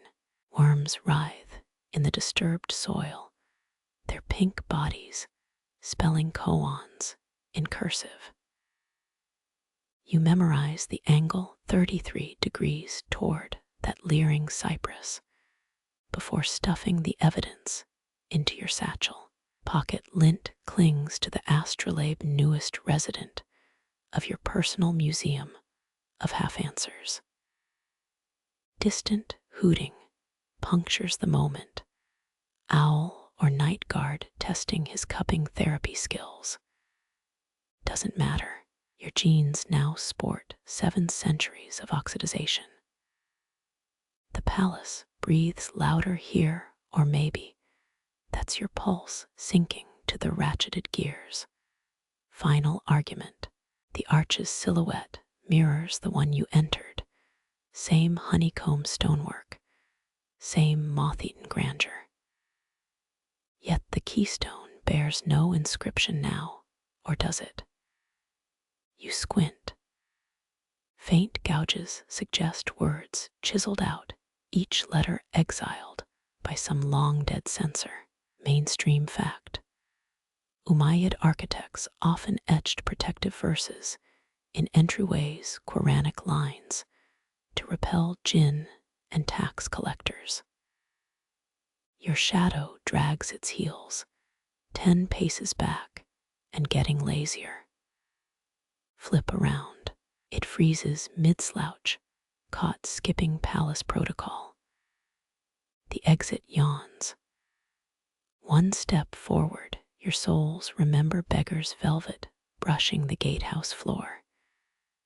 2 steps, a scent of anise and burnt sugar ghosts past. 3 steps, the blue-tiled corridor ahead seems shorter, straighter. Historians still argue whether these palaces used forced perspective to humble visitors, or just had really bad contractors. A bat detaches from the vaulted ceiling. Its leather wings creak like an unoiled portcullis. It circles your head, twice divining rod for bad decisions. Same to you, you mutter. The air thickens, each breath feels borrowed. Rub your thumb over the Astrolabe's 33-degree secret, still bulging in your pocket. Fringe theorists claim certain palace exits led directly to burial chambers, provided you exited walking backward during a waning moon. You resist the urge to check lunar phases. Hunger pinches your ribs. That last date pastry was 14 corridors ago, or 73 memories. The arch's shadow licks your ankles colder than courtyard marble. Step 5. 6. Your periphery prickles. Statue niches empty now hum with phantom occupancy. 7 steps. 8. Was the entrance mosaicked with leopards, or was that the bathhouse? 9. Turn, your shadow's gone. Not vanished like a dropped dinar down a well shaft. The original gate stands intact behind you, but its arch now frames a different courtyard. Cypresses, where orange blossoms should be, dry fountains brimming with cracked pottery. Did you walk in a circle or a spiral? 9th century poets wrote of palaces rearranging themselves nightly, but they also believed onions caused flatulence via demonic possession. A child's laugh skips across the new courtyard, source untraceable. Your satchel feels lighter. Check it, Astrolabe intact, lint depleted. 3 beetles sprint up the nearest wall, forming a wobbly arrow pointing somewhere. You follow. The exit arch reappears, same not same. 2 palm prints stain its western pillar, one large, one small fossilized in henna. Press your hand against the smaller print. A grain of pigment clings to your skin, rust red, and warm as blood under noon light. Historians still argue whether these prints commemorated royal births or marked slaves who'd earned their freedom. The stone thrums, a sub-bass dirge older than the palace itself. Step 10. Your shadow reintroduces itself, stretched long and sheepish across the threshold. Beyond the arch, not your starting courtyard, not any courtyard, a road of crushed shells winds into cypress groves, moonlit and smug. The palace exhales at your back, a breath reeking of myrrh and spoiled milk. You cross. The arch's shadow snaps shut behind you, a jawbone clicking into place. No going back now if back even exists tonight. The road crunches like cereal underfoot. That bat loops overhead again, or is it a different one? Hard to tell with judges of poor life choices. Your shadow trots ahead now, eager tour guide to whatever comes next. It pauses beneath a cypress, waiting. You dig out the astrolabe. Its needle still points earthward, 33 degrees toward a hillside scored with ancient quarry marks. Pocket it. Adjust your satchel. The palace's true name flutters on your tongue, a syllable dissolving before sound. The shell road curves. Crickets resume their symposium on noise pollution. Somewhere ahead, water chuckles. Somewhere behind, stone settles into new alignments. You walk. The night walks with you. The arches curve, cradles the horizon. Same carved honeycomb, same ragged elegance. No etched verses guard this threshold, only scars where words once clung. Your shadow lags 6 steps behind, then 5. Turn, it stiffens, a sulking scribe caught mid-retreat. The exit breathes, a sigh of worn stone and lingering spice. Step, the tiles hum beneath your soles, cooler now, softer. Another step. Corridor walls press close, then yawn wide. Historians whisper of halls that shifted with a visitor's doubts, but maybe they just needed better mortar. A bat flits past, wings buttersoft, flight path a lazy cipher. You nod, fellow wanderer, in borrowed air. Pockets heavy with secrets. The astrolabe's weight anchors your stride, 33 degrees, tilting toward unseen hills. Fringe tailies worn of exits that swallow footsteps whole. But your shadow still trails, thin yet faithful. Hunger fades, replaced by the slow drip of curiosity. Step 9. 10. Niche carvings blur leopards, doves. Memory frays at the edges. Turn. The courtyard reshapes itself, cypress roots clawing through dry earth, pottery shards glinting like fractured stars. Your shadow dissolves, not vanished unspooled. A laugh lingers, giggles sewn into the breeze. Check your satchel. All there except the dust. Beetles scuttle, a crooked line toward nowhere or everywhere. Follow. The arch reappears, twin palm prints staining its flank. Press your hand to the smaller mark. Henna clings, rust-red warmth bleeding into skin. Stone pulses, a hymn hummed through ancient bedrock.